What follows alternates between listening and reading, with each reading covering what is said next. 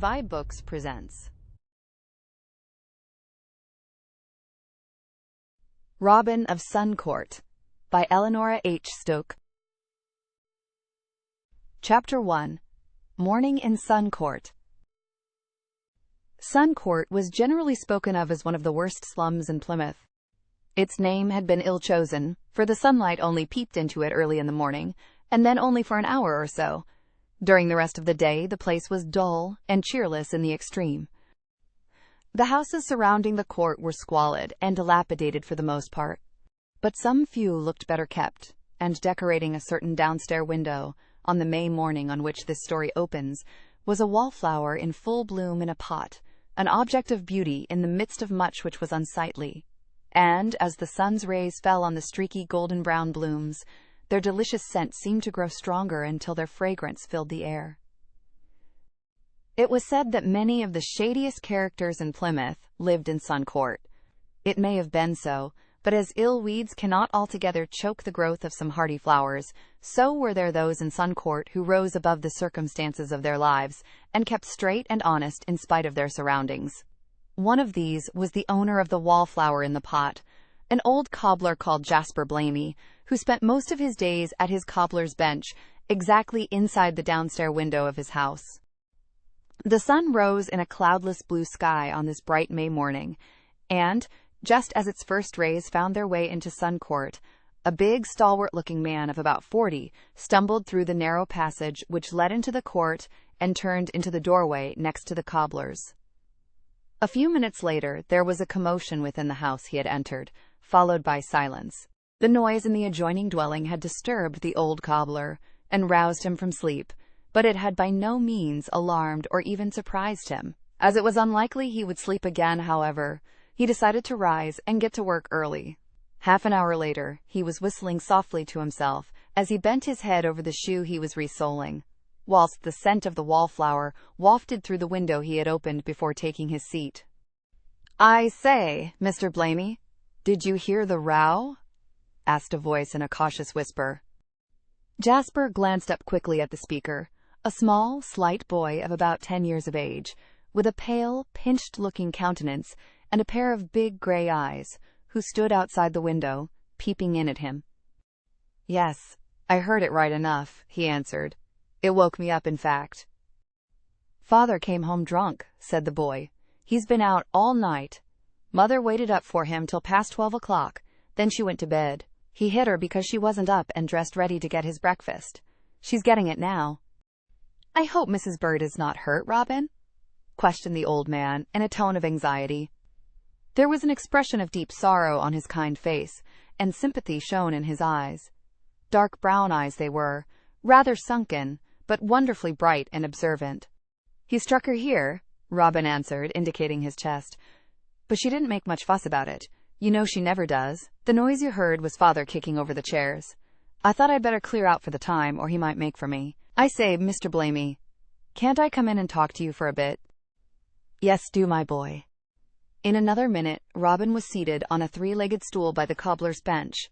He and the old man were good friends, and many were the conversations they held together. "How lovely that wallflower is!" exclaimed the little boy after a brief silence. "We can smell it in our house, too. Mother noticed it yesterday. She said it made her think of her old home, where she used to live when she was young, you know." "Aye," assented Jasper with an understanding nod. "Your mother was country-bred, I take it. I never heard her say so, but I can tell." "How can you tell?" asked Robin curiously. "Because she loves country things, and knows so much about them. Animals and birds and flowers. I can see she wasn't reared in a place like this. She was brought up on a farm. I didn't know that till a few days ago, when she got talking about the time when she was a little girl. Then she told me. She hardly ever tells me anything about herself. I wish she would. Oh, Mr. Blamey, do you know what I feel when I see Father hit Mother?" The question was put with a sudden change of manner, and the boy's pale cheeks flushed with fierce anger as he spoke. "No," was the response, in a troubled tone. "I feel that I could kill him," Robin declared passionately. "Oh, you don't half know how bad he is. How cruel. He nearly starves Mother and me. sometimes, and sells our clothes just to spend the money and drink. Mother can't keep anything for him. When she's well enough to earn a little money, he gets it from her and spends that on himself too. Oh, how I wish Mother and I could run away from him and never come back again. I hate him, that I do." "Hush! Hush, Robin! It's wicked to hate anyone," Jasper said, looking greatly distressed. "Your own father, too." "He isn't my own father," broke in Robin eagerly. "He's only my stepfather." "Ah, no wonder you're surprised. I was when I found it out. And, oh, wasn't I glad? He's kind enough when he's sober, but that's not often nowadays. He gets worse and worse. Mother says my own father died when I was a little chap, and then she married him, that brute. She says he promised to be good to her and me, and see how he's kept his word." "Look here," he cried, his voice growing shrill with indignation, whilst he rolled up the sleeve of his jacket and indicated several bruises on his skinny arm. "That's his doing, and there are others on my shoulders and back. But he shall never hit me again now I know he isn't my father. I'll run away, that I will, and if Mother won't come with me, then I'll go alone." "Don't talk like that, boy," advised the old man. "You'll never desert your mother, I know. No, you'll never let yourself be such a coward as that." "Coward?" Robin's expression was one of doubt. "I'm not going to let him strike me again," he said determinedly. "No, never again." "I'm sure I hope he won't attempt it, Robin. But don't threaten to run away, there's a good boy. Stick to your post of duty, that's here in Sun Court. If you ran away, you'd only bring additional trouble into your mother's life, a life that's hard enough as it is, God knows. You're as the apple of her eye, and I think if you left her it would well nigh break her heart." The expression of Robin's face changed to one of extreme tenderness as the old cobbler spoke, for his mother was very dear to him. They had shared each other's joys and sorrows ever since he could remember, and if the sorrows had greatly outweighed the joys, that fact had but served to draw them closer together. "I wish I had left school," Robin remarked by and by, "that I should be able to go to work and earn money, and I'd see Father didn't get it. I heard yesterday of a place where a boy was wanted to clean boots, and I tried to get the job. I thought I could do the work out of school hours, but... "Well?" Jasper interrogated gently, as Robin paused with quivering lips and misty eyes. "I went to the house, but the people wouldn't have anything to do with me because I was so ragged. I told them my father had pawned my clothes, and they said that I must belong to a bad lot, and when they heard my home was in Sun Court, they said that settled the matter and that I shouldn't suit them at all." "Oh, Mr. Blamey, wasn't it hard lines?" "Very hard lines," was the sympathetic response. "And the worst of it is, if Mother works hard at Charing and gets the money to take my suit out of pawn, the same thing will happen again, perhaps. Father will sell anything he can lay his hands on when he wants money for drink. Everyone calls me Ragged Robin, and it makes me so wild. Ragged Robin, indeed! But of course I am ragged," he admitted, with a doleful glance at his clothes and a deep-drawn sigh. "Well, cheer up and take no notice of what folks call you," said the old man. "There are always those who will be thoughtless and unkind, but the best way is to endure in silence, my boy. And, after all, Ragged Robin is not an ugly name. It's the name of a flower, and a very pretty flower too, deep pink in color. Dear me, the country lanes must be gay with Ragged Robins now. They come after the primroses, with the wild hyacinths and the cuckoo flowers, when the hawthorn trees are in bloom. You ask your mother if Ragged Robins are not pretty flowers." "I will," Robin answered, looking interested. "How you do love the country, Mr. Blamey. You ought to live there instead of here in Sun Court." "No, I'd rather live in Plymouth. It has always been my home." "Then I suppose you were born here. In Plymouth, I mean." "Yes, I was born and brought up in the workhouse, where my mother died when I was a baby. When I was old enough to be put out in the world, I was apprenticed to a cobbler in this very house. He was a gruff old fellow, but he treated me fairly and taught me his trade, so at his death I took on his business. Sun Court's more of a home to me than any other place would be. For all that, I enjoy a holiday in the country, and get it sometimes. But I think my master wants me here," he concluded thoughtfully. "Your master?" said Robin in a tone of inquiry. "The Lord Jesus Christ. I'm well known here, and folks will listen to me sometimes when I speak to them of him. I can tell what Jesus has been to me, just the best master and friend ever man had. He never failed anyone, and his promises are sure. Take my yoke upon you, he said, and learn of me, for I am meek and lowly in heart, and ye shall find rest unto your souls. For my yoke is easy, and my burden is light. Ah, Robin, how I wish Jesus was your master and friend. Perhaps he will be some day. And Jasper looked at the little boy with an expression of great tenderness in his dark eyes as he spoke. Robin made no response. He liked and respected the old cobbler, but it always made him uneasy to hear him talk religion, for he was not religious himself, though his mother had taught him to be truthful and honest. Accordingly, at this point in the conversation, he remarked that he thought perhaps he had better go home and have breakfast with his mother and stepfather, or the latter might take exception to his absence. Very well, Jasper replied. You know best. I hope your father, your stepfather I suppose I should say, has cooled down by this time. Dear, dear, what a sad pity it is he should break out like this, and he's such a pleasant-spoken, good-tempered fellow when he's sober, too. Oh, he's all right when he isn't in drink, Robin allowed. By the way, Mr. Blamey, you haven't asked me my name. My surname, I mean. It's Rodway. Don't you think Robin Rodway sounds much better than Robin Burt? I do. Mother says my own father was a real good man. I'm glad of that. Well, I must really be going, I suppose. Thank you for letting me come in and talk to you. I'm always glad of your company. If you don't find everything right at home, you can come back again and have breakfast with me. Oh, thank you. Oh, there's Mother calling me. Robin rose from the three-legged stool as he spoke and turned to the door. It's sure to be all right, or she wouldn't call me, he said. Good morning, Mr. Blamey. Good morning, my boy, the old man returned. So Richard Burt's only his stepfather, he muttered as his visitor disappeared, and he's called Rodway. Surely I've heard the name Robin Rodway before.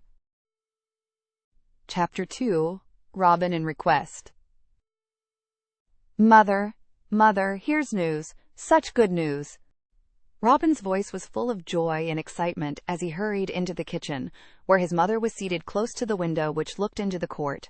It was the afternoon subsequent to the day on which Richard Burt had returned home the worse for drink, and had served his wife so brutally. Good news? Echoed Mrs. Burt, a faint, incredulous smile flitting across her pale, careworn face.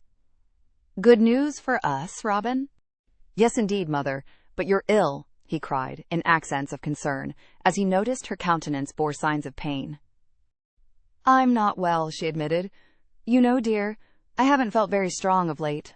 I get a pain here. She pressed her hand to her side as she spoke. No, it's not where he hit me, she continued hastily, as she observed a wrathful gleam in her little son's eyes. He bruised me a bit, but I don't take much notice of a few bruises nowadays. Tell me your news, my dear. Oh, yes. You'll be so pleased, Mother. Something wonderful has happened. It was like this. You know Sam Brown? And how he always bullies me just because he's older and stronger than I am? Well, I was coming home from school this afternoon when Sam overtook me and began cheeking me, calling me names and laughing at my clothes. Oh, Mother, you needn't look so sorry. Really, I didn't mind. That is, not much. A lady we met heard what Sam was saying, and she stopped and looked at him, and he cleared out as quick as he could. She was such a pretty lady, with beautiful brown eyes, and her voice sounded so kind. Then she spoke to you, Robin, Mrs. Burt interposed, her interest now thoroughly aroused. Yes. She put her hand on my shoulder and said, So they call you Ragged Robin, do they? And I said, Yes, ma'am. She looked at me very hard and smiled, and I got very red because I was wondering what she thought of my shabby clothes. I've a little boy of my own about your age, she said. Where do you live? I told her. She said she didn't know Suncourt, but she expected she would be able to find it, and she asked me my name, and if I'd like to earn some money out of school hours.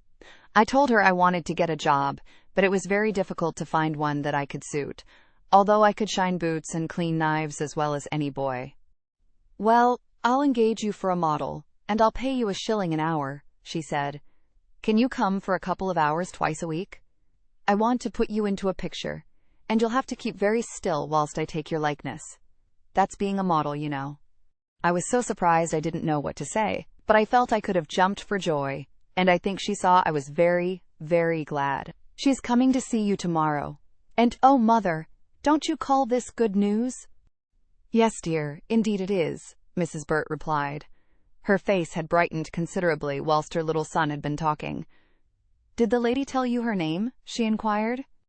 No, but she wrote down your name on a card and asked me all sorts of questions about you, Mother. I told her that you hadn't been well lately, and that Father treated you badly. Oh, Robin, you should not have mentioned that. Why not? It's true. The boy met his mother's reproachful gaze with one of defiance, then his expression softened and he continued. I don't know what made me tell her, I'm sure, but she looked so kind. I felt I could tell her anything. I thought if she wanted to put me into a picture, she'd like me to wear better clothes, so I told her I was sorry I hadn't another suit, and then she said she meant to take my likeness just as I am. Fancy that, and fancy her offering me $1 an hour to do nothing, only to keep still. I expect you'll find it rather trying doing that, Mrs. Burt remarked with a smile. You're usually such a restless boy. Anyway, I do hope I shall get the job, Mother. I'm sure I hope so too, dear. Are you ready for tea? The kettle's on the oil stove. It will boil directly. Where's Father? Robin inquired. Gone to Devonport to see if he can get work at the dockyard. He's ashamed of himself today. I haven't done much myself this afternoon. I've felt too weak and dispirited to stir about, and I haven't seen a creature to speak to but old Mr. Blamey, who came to the door to know how I was. He's always very attentive and kind. Yes, assented Robin. Folks say he's mazed, but I don't think he is. Mazed? Exclaimed Mrs. Burt.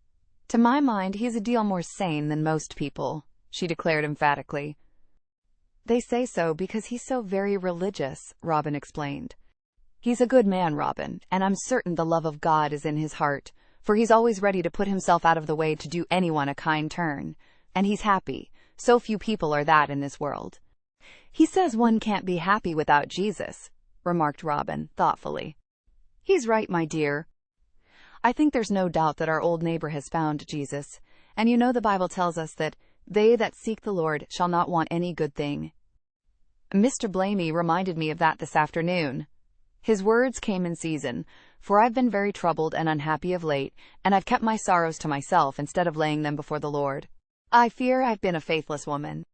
Ah, Robin, C.M. Brown little guessed that he was doing you a good turn by jeering at you this afternoon. I expect it was really the unkind remarks he was making which drew the lady's attention to you. I hope she won't change her mind about me, said Robin uneasily. Perhaps she will find out that Suncourt isn't a nice place, he added with a sigh. Don't meet trouble halfway, advised his mother. I've an idea that the lady will prove as good as her word. Mrs. Burt was right in her surmise, for the following afternoon the expected visitor arrived. The old cobbler looked after her with approving eyes as she passed his window, for seldom was such a sweet face seen in Suncourt. She introduced herself to Robin's mother as Mrs. Groves, and explained that her home was at Newlyn, in Cornwall, and that she and her little son had been lodging in Plymouth for the past month, and would in all probability remain several weeks longer. My boy is an only child like yours, she said, and I think the two must be about the same age. How old is Robin? 10 years and a few months, ma'am, Mrs. Burt replied. Gilbert, that is my little boy's name, is not quite 10. Unfortunately, he is far from being a strong child. His health has always been a cause of anxiety to me. He was very ill a short while since, and my reason for coming to Plymouth was that he might be treated by a celebrated doctor. My husband is an artist, and he has several pupils at Newlyn, so he could not possibly leave to be with us here. I am an artist too, and the instant I saw your little son, I longed to paint him. He is just the model I want. You will let him come to me, will you not? Oh yes, ma'am, thank you, Mrs. Burt hastened to respond, with mingled thankfulness and gratitude in her voice. And I do hope he'll keep still, and give you every satisfaction. I'm sure he'll try to do so. He's really a very good, obedient boy, ma'am, and the greatest comfort I have, she concluded with a break in her voice. I can well understand that. He looks a dear little fellow, and he has a frank way of speaking which I noticed at once. Mrs. Groves did not mention Robin's stepfather, and he was not at home during her call, having been successful in obtaining work as a laborer at Devonport dockyard. By the time Robin returned from school, it had been settled that he was to present himself on Wednesday and Saturday afternoons, after 4 o'clock, at the house on the Hoe where Mrs. Groves was lodging, and that he was to have his tea there, and serve as a model for a couple of hours afterwards. How gratified Robin felt as he accompanied Mrs. Groves to the entrance of the court, where a cab was waiting for her. A group of boys who had stood by, staring in amazement at him and his companion, accosted him as the cab drove off. "I say, you're looking up in the world, young'un," remarked a big lad called Dick Farrant, with a knowing wink. "Who's the swell, Robin?" asked another. "A lady who's going to put me into a picture," Robin replied in a dignified manner. "I'm to be her model. She's been to see my mother," he added, with a touch of pardonable pride in his tone. "Going to put you into a picture?" cried Dick Farrant skeptically. "Get on! You don't expect us to believe such an unlikely wheeze as that, do you?" "It's quite true," declared Robin, his earnest voice carrying conviction with it, "but you can believe it or not, as you like. She's an artist, and her name is Mrs. Groves, and she's the prettiest and nicest lady I ever spoke to in my life." The boys looked at Robin in amusement and laughed derisively. Some ladies had queer fancies, they no doubt thought. The idea of anyone wanting to paint a likeness of Robin, with his pale, thin face and solemn gray eyes. "And she's so kind and generous," proceeded Robin. "She's going to pay me $1 an hour, just to stand still and do nothing. I shall earn 4 shillings a week." "Humph!" ejaculated Dick Farrant in evident surprise. "I suppose she'll dress you up," he suggested curiously, his eyes traveling meaningly over the little boy's shabby clothes. Robin shook his head, whereupon the others exchanged amazed glances, then burst into roars of laughter again. It struck them all as exceedingly funny that the lady, so handsome and well-dressed herself, should be desirous of painting their insignificant neighbor in his rags. Robin flushed angrily, but he was in too good spirits to feel annoyance long, and there was no cloud on his face when, a few minutes later, he rejoined his mother.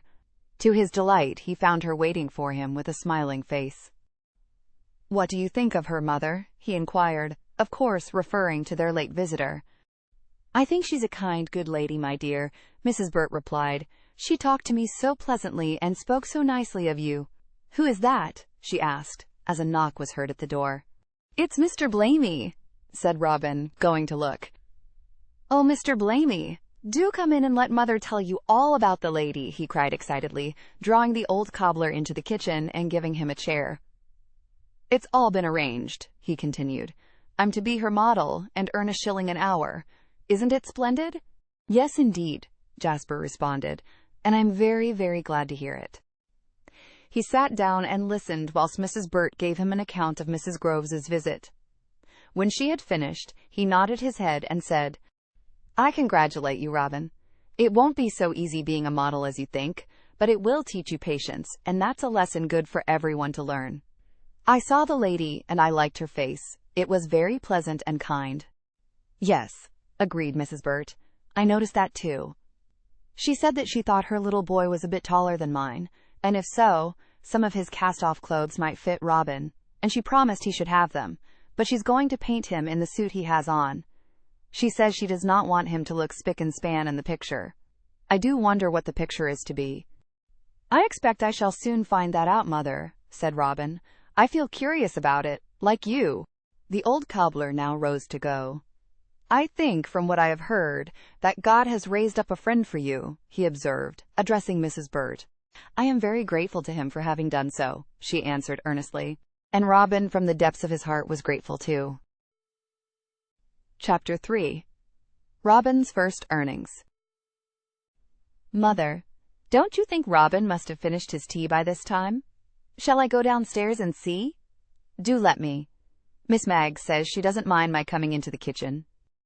Gilbert Groves, a handsome blue-eyed boy clad in a sailor suit, turned from the window from which he had been watching the passers-by as he spoke, and looked at his mother with an eagerness of expression which brought a smile to her face. The scene was a pleasant upstairs sitting room in a lodging house on the Hoe, facing the sea, where Mrs. Groves and her little son were waiting for Robin, who was having his tea downstairs. Miss Maggs, the landlady of the establishment, having readily consented to his taking that meal in her kitchen. "Wait a few minutes longer, my dear," Mrs. Groves replied. "I don't wish the poor child to be hurried, for I dare say he is hungry. How curious you are to see him, to be sure. You'll let me talk to him, won't you, Mother? I want to ask him about that boy who you said was teasing him and calling him Ragged Robin." "Oh yes, you may certainly talk to him, but don't ask him too many questions to begin with, for I expect he'll be a little shy at first. I think perhaps now you may see if he is ready." Gilbert did not wait to hear the conclusion of the sentence, but darted out of the room and down the stairs at a great rate. This was Robin's first visit, and as yet Gilbert had not seen him, for, acting on his mother's instructions, Robin had gone around to the back of the premises, where he had been admitted into the house by a servant, and given his tea at a table in the kitchen. Robin had nearly appeased his hunger, and was beginning to feel somewhat nervous, he scarcely knew why, when the kitchen door opened to admit a tall, spare, elderly woman, who scrutinized him for several minutes in silence, and then addressed him. "Humph," she ejaculated. "So you're the little boy Mrs. Groves has engaged for a model, E.H.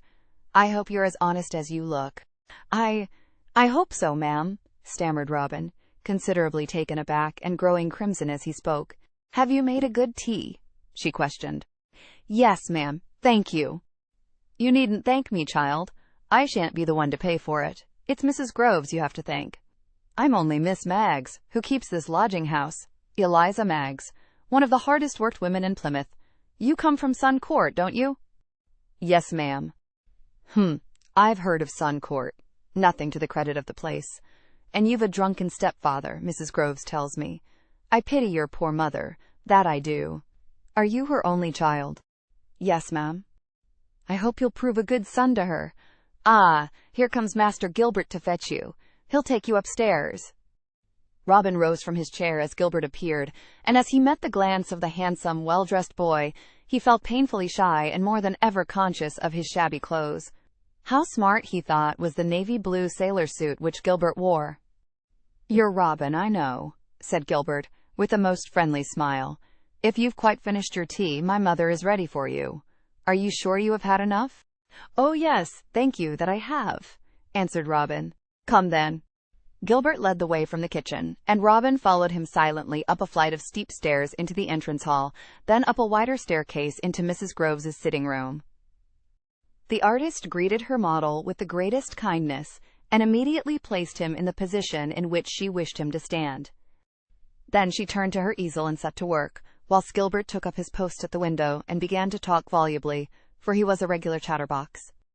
By and by he asked Robin a question, but Robin did not like to answer it, fearing that he might not be permitted to talk. He looked at Mrs. Groves dubiously, and she met his glance with an understanding smile. "I don't want you to be silent, Robin," she told him. "Only keep your present position, that is all." "I asked you about that boy Mother heard teasing you," said Gilbert. "What is he called, and does he often bully you?" "He's called Sam Brown, and he leads me a dreadful life sometimes," Robin admitted. "He's older and bigger than I am, you see." "Does he live in Sun Court?" inquired Mrs. Groves. "No, ma'am, and I'm glad he doesn't. I noticed several boys about the entrance of the court on the afternoon I went to see your mother," remarked Mrs. Groves. "I suppose some of them are friends of yours." "No," Robin replied, shaking his head. "I know them all, but I don't have much to do with them, because it makes Mother unhappy if I do. They use bad language and bet, at least, some of them do. There's one boy called Dick Farrant who drinks too. He's 16 years old, but he doesn't do regular work. Just picks up a living about the streets somehow." "How can he do that?" inquired Gilbert. "He'll sell newspapers or drive cattle or take around commercial travelers' samples to the shops on a handcart. Oh, he's always got money in his pocket, and if he can't earn it, he gets it all the same." "Not by fair means, I'm afraid," said Mrs. Groves, whilst Gilbert looked decidedly puzzled. "No, ma'am," Robin agreed. "That's what Mother says. The police keep a watch on him, people say, but he's never been caught doing anything wrong yet. He lives in the house opposite ours with his father and mother and a lot of sisters and brothers. He's the eldest of the family himself." "Are his parents respectable people?" asked Mrs. Groves. "I don't know, ma'am. Mrs. Farrant is a great gossip, and I don't think she likes Mother because Mother won't let her come in and chatter whenever she likes. We have only one friend in Sun Court. He lives next door to us. The old cobbler I saw at work inside the window with the wallflower on the sill, questioned Mrs. Groves, her face, which had grown very serious during the last few minutes, lighting up with a smile. Yes, ma'am, Jasper Blamey, he's called. He's lived most of his life in Sun Court, and he's a first-rate cobbler. Tell us about him, do, said Gilbert. Robin complied, very willingly, explaining all he knew about the good old man. Mother and son both listened with great interest, and Robin was much gratified at being able to entertain them. By and by he was allowed a short rest, during which he joined the other boy at the window, and their conversation turned to the sea and ships. Gilbert pointed out the various craft in sight on the water, and told him what they were. You know a lot about ships, remarked Robin, regarding his companion with growing admiration and respect. Oh, yes, Gilbert responded carelessly.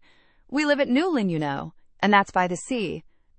I'm very friendly with an old sailor called Rodway, and he taught me how to tell the different vessels. A jolly old chap is Rodway. Rodway, repeated Robin. Why, that's my name. Robin Rodway, I'm called. Oh, how strange. Old Rodway's called Robin, too, but perhaps you're related to him? I don't suppose I am. Oh, you might be without knowing it. I shall ask him when I get home. Mother, do you hear that Robin is called Rodway? Mrs. Groves acquiesced. She looked thoughtful as she stood surveying the canvas on the easel. Evidently her mind was in her work, and she was paying little attention to the boys' conversation. I should like to be a sailor when I grow up, Gilbert said confidentially. But I don't know if I shall be strong enough. I love the sea. I want to be a sailor too, Robin acknowledged. But I'm afraid Mother won't like to part with me. Often when Father's going on badly, I think I'll run away and go to sea. Perhaps I may someday. No, no, said Mrs. Groves. That wouldn't be right. You ought to stay with your mother and take care of her. Besides, you will be too young to go to sea for a long while. Come, I'm ready for you again. Robin now returned to his former position. He would have liked to see how Mrs. Groves was getting on, but she did not offer to let him. At the end of another hour, she laid her brushes aside and told him she had finished with him for the time. Then she took out her purse and gave him a 2-shilling piece, and he left the room the proudest and happiest boy in Plymouth. Gilbert accompanied him down to the hall and said good-bye to him there, after which Robin descended to the kitchen, where Miss Maggs was cooking at the stove. Well, how do you like being a model? She inquired, turning her hot face towards him.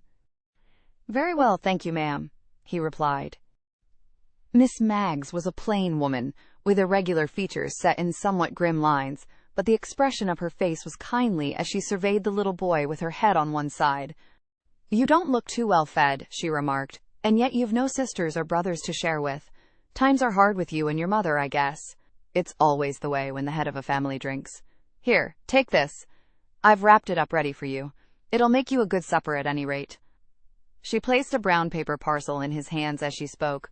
Oh, thank you, ma'am, he said, gratefully, realizing that it was food she had given him. No need to thank me, she replied. It's the remains of a leg of mutton which my lodgers won't want sent up again. The maid and I can't eat all the scraps. Robin hastened home as quickly as he could, feeling unusually light-hearted. He found his stepfather had returned from his day's work, and Mrs. Burt was laying the supper cloth as he entered the kitchen. The little boy immediately unwrapped the brown paper parcel and exhibited its contents. There was a nice cut of mutton left on the bone, and Mrs. Burt declared she had the appetite to eat a bit, whilst her husband, whose face had been looking gloomy, brightened in anticipation of a good meal. Richard Burt was by no means a disagreeable man when he had not been drinking. He was quite sober tonight, so that whilst, during supper, Robin recounted his experiences of the last few hours, he listened with every appearance of interest. It's easy work being an artist's model, I should think, he remarked by and by. And good pay, too. Yes, but it's tiring standing still, Robin reminded him. I got so stiff and achy, and wasn't I glad to be told that I could move? The little boy was rather afraid that his stepfather might want a share of his earnings, and he was greatly relieved in mind to find he did not. After supper, the master of the house strolled into the court to converse with some of his neighbors, and then, being alone with his mother, Robin seized the opportunity to press his 2-shilling piece into her hand. No, no, dear, she cried, expostulatingly. I cannot take it from you. You earned it, and you must keep it. Oh, Mother, I would so much rather give it to you, he declared, and she saw he meant it. I want you to have it because it is the first money I have earned. She clasped him in her arms and kissed him tenderly, and then she fetched her workbox from a shelf of the dresser and locked the money away in it. For a nest egg, as she said. This proof of her little son's love for her touched her very deeply. God bless you, my boy, she said, as she put the workbox back in its place. Who is that? She asked, hearing footsteps close to the window. Father, I think, Robin replied. He went to the window and looked out as he spoke. Yes, he's just outside, he reported. Oh, Mother, I wish he was always like he is tonight. If only he would give up drink. That is my constant prayer, Robin. Maybe it will be granted some day. Chapter 4. Robin's Plan. It was Sunday afternoon, and old Jasper Blamey sat at his bench in front of the open window. His tools had been put aside out of sight on the previous night, and before him was his open Bible, from which he was reading, repeating the words in a loud whisper, as was his custom. God commendeth his love toward us, in that, while we were yet sinners, Christ died for us. The old man stopped suddenly, interrupted by a knock at the door, and, his finger marking the place where he was reading, said, Come in. The door opened immediately and admitted Robin, but Ragged Robin no longer, for he was clad in a navy blue sailor suit of clothes which was quite sound and appeared but little the worse for wear. A beaming smile was on the boy's face, and there was a color in his thin cheeks. Why, how fine you look, cried Jasper, his eyes traveling slowly over the slight serge-clad figure with mingled surprise and pleasure. Do I? Said Robin, much gratified. I'm glad you think so, Mr. Blamey. Mother said the same, and I believe Father thought it too, though he didn't say. Mrs. Groves gave me this suit last night. It's one that Master Gilbert has grown out of, but it just fits me. I'm a little shorter than he is.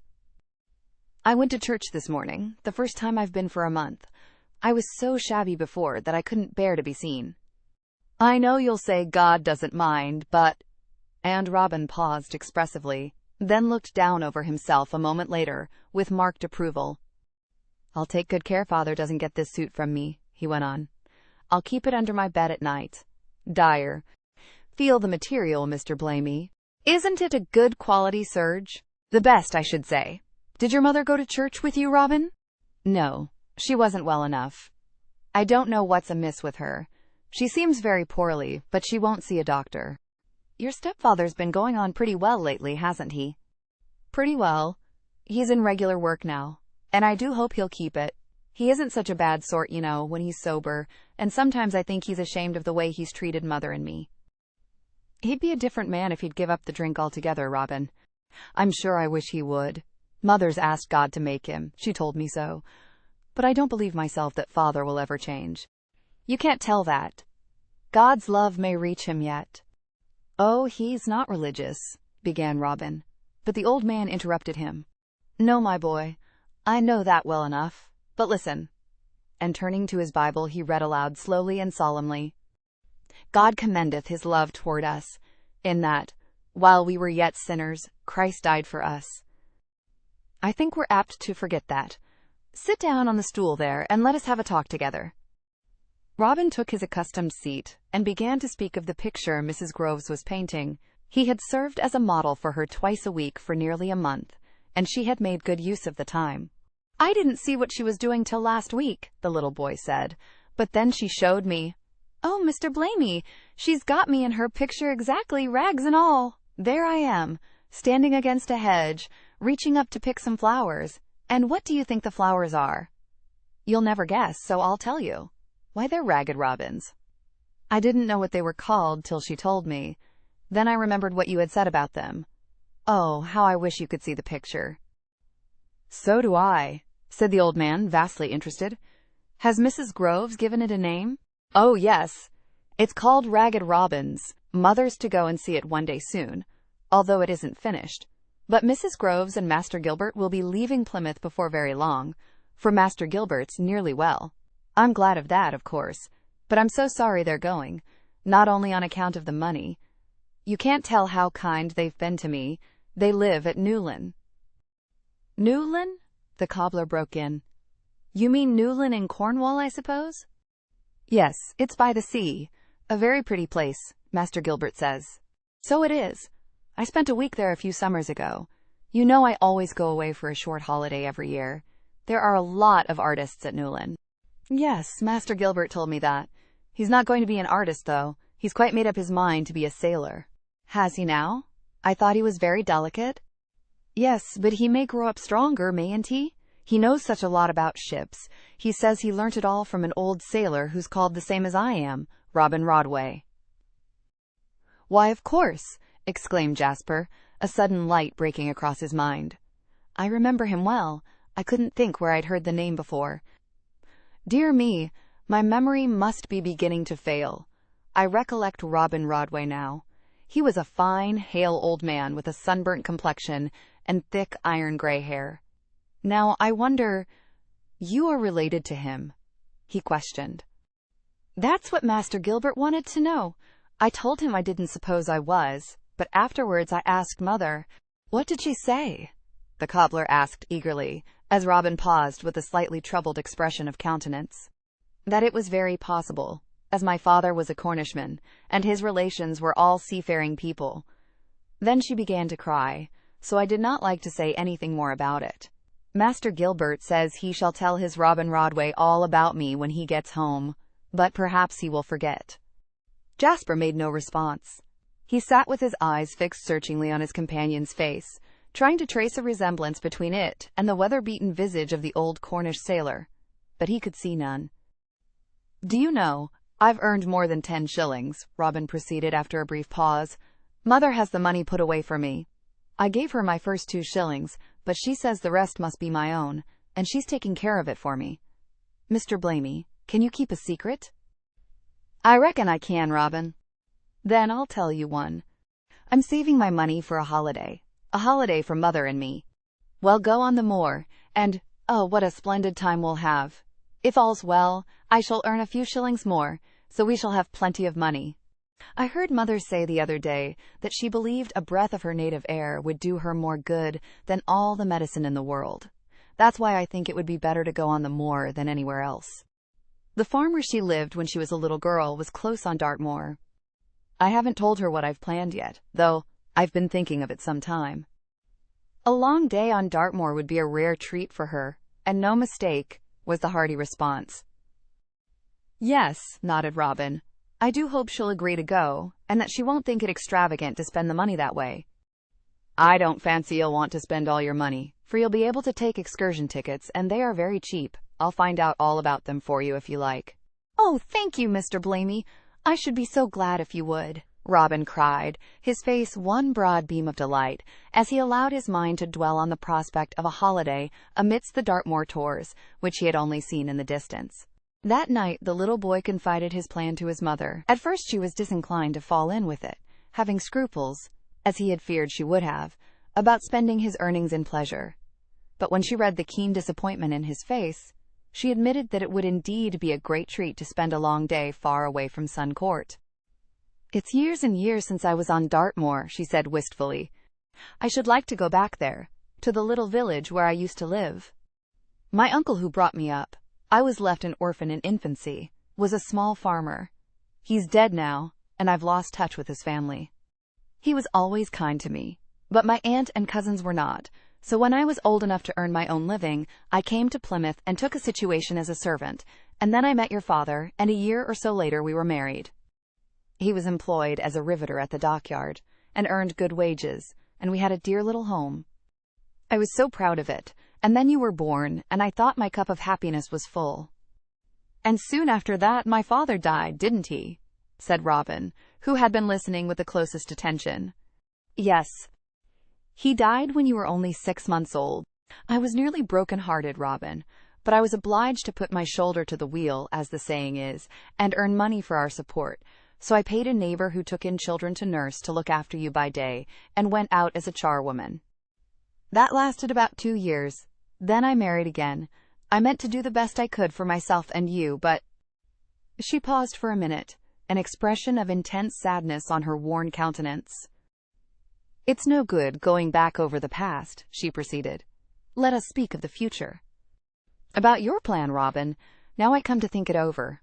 I don't see why we shouldn't carry it out. Oh, Mother, I'm so glad to hear you say that. Then it's settled, isn't it? Yes, that is, we'll have our holiday providing all goes well. As Richard has permanent work and is keeping steadier, I see no reason why we should not give ourselves this treat. We don't owe money to anyone, for, however short things have been with us, I've always managed to keep free from debt, so I think we're justified in spending a little on ourselves. Oh, I do believe a day on the moor would do me a lot of good. Oh, Robin, my dear boy, how much we have to be thankful to God for. I hope you remember that when you kneel down to pray, and do thank Him. See the friends He's raised up for us. There's Mrs. Groves, and that kind Miss Maggs, who seems to take an interest in us, judging by the gifts she sends us every now and again. When I go to see Mrs. Groves's picture, I must thank Miss Maggs. She won't let you, Mother, Robin broke in. She'll say, no need to thank me, or something of that sort. She told me one day that she disliked being thanked, and I believe she meant it. She's a funny old body with a queer, sharp way of speaking. I didn't understand her a bit at first, but I'm beginning to understand her now. I like her ever so much, and so does Master Gilbert. He goes downstairs in the kitchen and talks to her when she isn't busy. That's after she's cooked her lodgers' dinners. She always does that herself. I'm sure you'll get on with her, Mother. I hope so, my dear. I feel very grateful to her. I'm sure she's a good soul. Robin nodded. Mrs. Groves says she's a real Christian, he said gravely. That means she loves Jesus, doesn't it? I think people who love Jesus are always kind. Chapter 5. An Awful Blow. Robin, I want to speak to you, my dear. Robin, who had been holding a conversation with old Jasper Blamey through the latter's open window, turned at the sound of his mother's voice addressing him from the doorway of their home, and answered, I'll be in presently, Mother. Then he met his mother's eyes, and became aware of the fact that she had been weeping.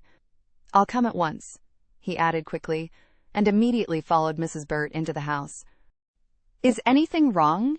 He inquired with anxiety. You're looking very white, and you've been crying. Are you feeling ill, Mother?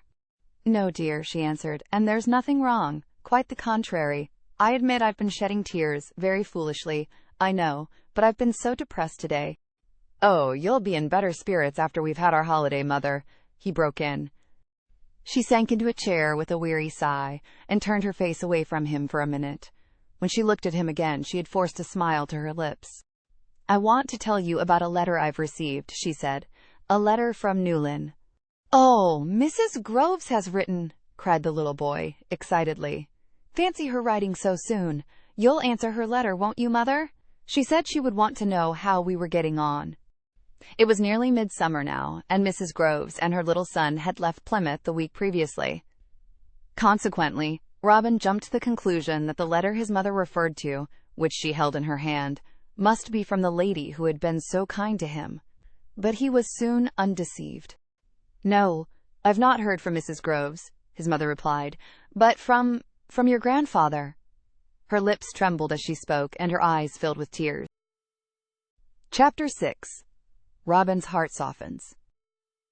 It was about 7 o'clock in the evening when Robin, his heart full of bitterness and rage, turned his back on Suncourt. His mind was in a whirl of excitement, and his pale little face was set and stern as, heedless of the direction he was taking, he passed through the crowded Plymouth streets, and at length found himself on the Hoe, overlooking the sea, a great sheet of silvery blue with scarcely a ripple on its surface. The poor child wandered about aimlessly for a while. Then, weary in body and mind, he sat down on an empty seat, every pulse and nerve in his body throbbing painfully. He was not as yet sufficiently composed to think with anything like calmness, but on one point he had come to a determination, and that was that he would never sleep another night beneath his stepfather's roof. No, he would go to his grandfather.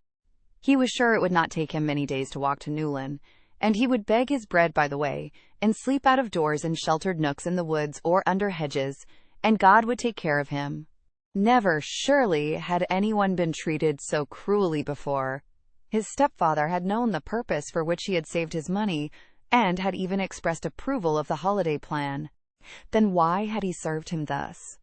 Oh, he could never forgive him. He felt he should hate him as long as he lived. His brain seemed afire as he dwelt on this great trouble which had befallen him, and he rested his aching head in his hands, whilst tears gushed from his eyes, and his slender form was shaken with sobs. He had taken so much pleasure in saving his money, and the thought of how he would spend it had occupied his mind for weeks. He had intended that his mother should have such a happy time. And now a treacherous hand had robbed him, and he was enduring the heaviest disappointment he had ever been called upon to face during his 10 years of life. His heart ached sorely as he thought of his mother, and remembered the look of anguish he had seen on her face when she had made the discovery that his earnings were gone. Poor mother! She had had more than enough to bear. "Well, and pray, what may you be doing here?" Robin uncovered his face and raised his head with a start at the sound of a familiar voice addressing him, and encountered the concerned gaze of Miss Maggs.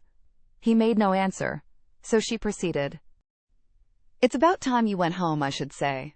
Do you know that it's past 8 o'clock? "Yes," admitted Robin dejectedly. "I suppose it must be, but I'm never going back to Suncourt any more." "Indeed!" exclaimed Miss Maggs. She seated herself by the little boy's side and gave him a long, steady look. She grunted by and by. "You're in trouble, I see." "Yes," he assented, with a sob he could not restrain. "And you've made up your mind to run away from the trouble, I suppose, to turn your back on it? I'm surprised. Yes, very surprised. I thought there was real grit in you, though you're only a peaky little chap to look at. I thought, but it seems that I was mistaken, that you were made of staunch stuff. Oh, let me tell you what's happened, and then I'm sure you won't blame me for deciding not to go home again," broke in Robin, who saw that Miss Maggs looked sympathetic, though her words sounded otherwise, and forthwith he poured into her ears the story of the great wrong which had been done him. "I never thought he was wicked enough to steal the money, or I'd have hidden it," he said in conclusion, after he had given vent to his wrath against his stepfather in a flow of bitter words. "But no one else could have taken it." "Are you certain of that?" Miss Maggs asked thoughtfully. "Oh, yes. No one else knew where the money was kept, not even Mr. Blamey." "Humph. I expect your stepfather was the worse for drink when he took it. If he took it, I should say. The case is not proved against him, to my mind. But, of course, you may be right. I admit it looks as though he's the culprit. And your mother suspects him too?" "Oh, yes. She didn't say so, but I read what she was thinking in her face." "Oh, what a cursed drink is!" exclaimed Miss Maggs, knitting her brows into a heavy frown.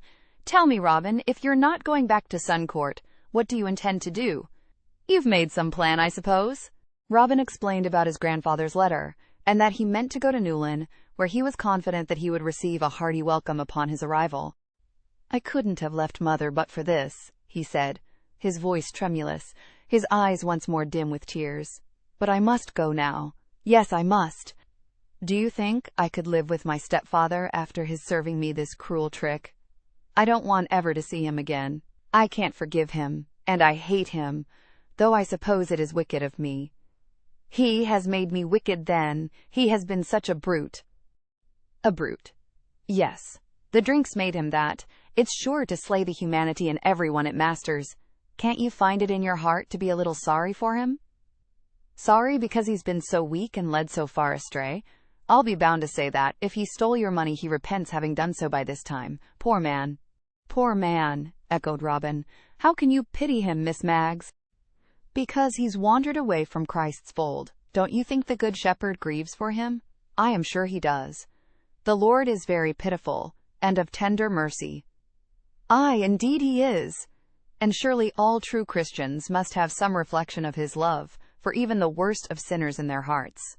There's one verse in particular in the Bible I like to remember, this: God commendeth his love toward us, in that, while we were yet sinners, Christ died for us. There's hope and comfort in that. Why, how strange.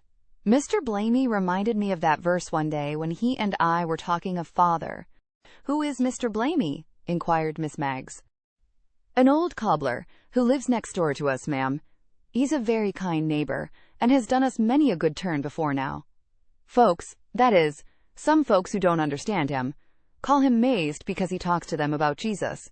He knows they do, but he goes on talking to them all the same."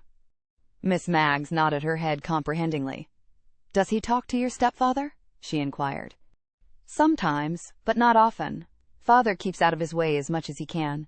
He knows Mr. Blamey hears him when he comes home the worse for drink and kicks up a row, and I believe he feels ashamed to face him. Oh, Miss Maggs, you don't realize what Mother and I have had to put up with from Father.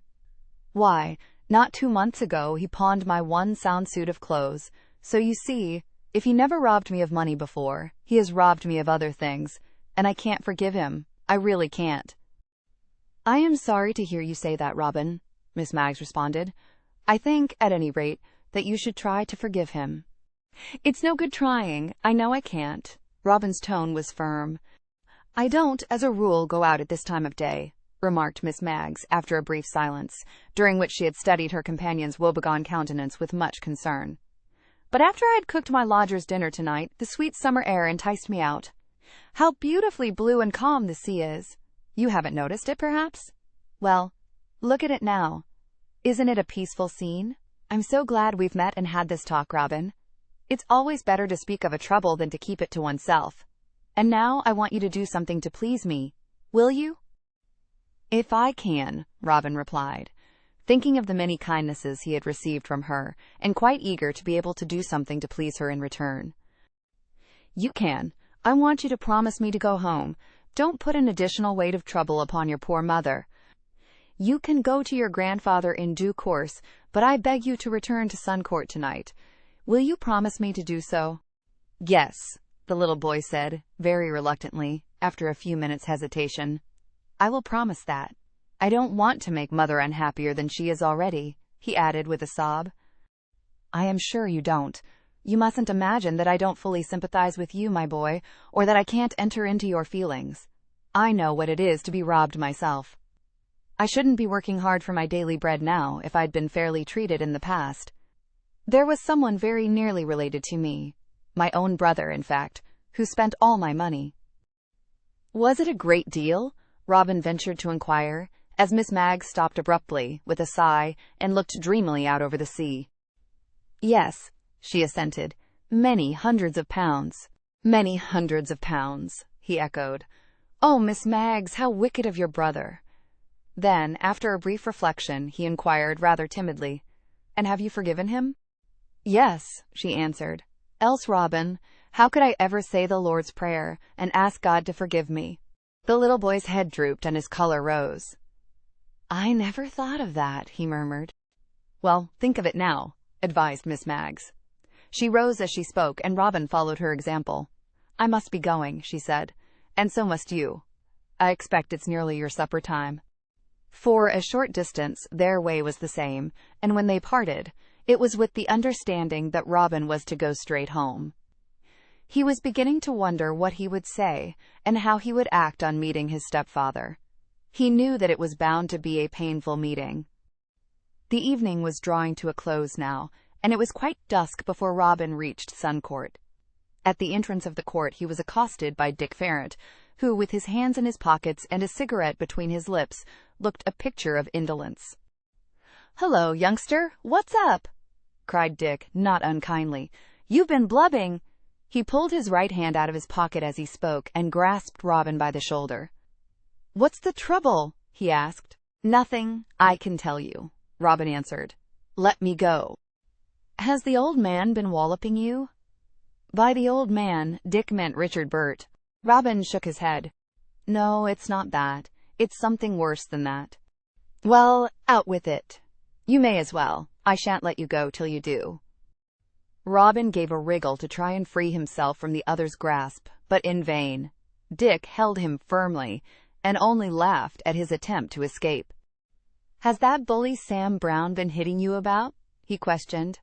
"If so, he'd better not show himself near Suncourt, or it will be the worse for him. I know his tricks." "Oh, you're quite wrong," broke in Robin. "I haven't seen Sam Brown today." "Then what's amiss?" I've been robbed." "Robbed?" Dick's grasp on the other's arm suddenly slackened. "Robbed," he repeated. "Yes, of the money I earned by being a model for that lady who came here to see my mother. Don't you remember? You saw her. Well, someone's stolen all the money she paid me, It was more than 10 shillings. And now I shan't be able to take Mother for the holiday I'd planned to give her for a treat, and... Oh, isn't it hard?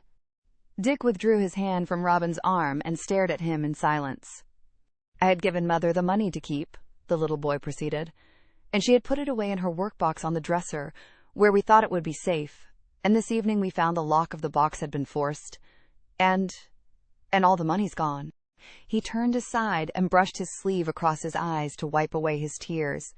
No word of sympathy did Dick Ferrant speak. Instead, he slipped quietly past his companion, who a minute later looked round to find himself alone. Chapter 7. A Policeman in Suncourt. Robin was naturally greatly astonished at Dick Ferrant's erratic conduct, but it was a relief to find that the lad had gone, for though he had told him of the robbery, he had had no intention of saying whom he believed to be the thief, and very probably, he reflected, Dick would have asked him if he had any idea who had taken the money. Robin did not altogether dislike Dick, though he was fully alive to his bad qualities, which were indeed apparent to everyone. But Dick generally had a friendly greeting for his little neighbor on meeting him, and on more than one occasion he had interfered when Sam Brown had been bullying him. There was nothing cruel about Dick Ferrant, but the good that existed in his character was overshadowed by so much that was evil that it very seldom shone forth. Well, I suppose I'd better go home, thought Robin. I expect Father's returned by this time. I wonder what Mother said to him. If she's told him we found out what he's done.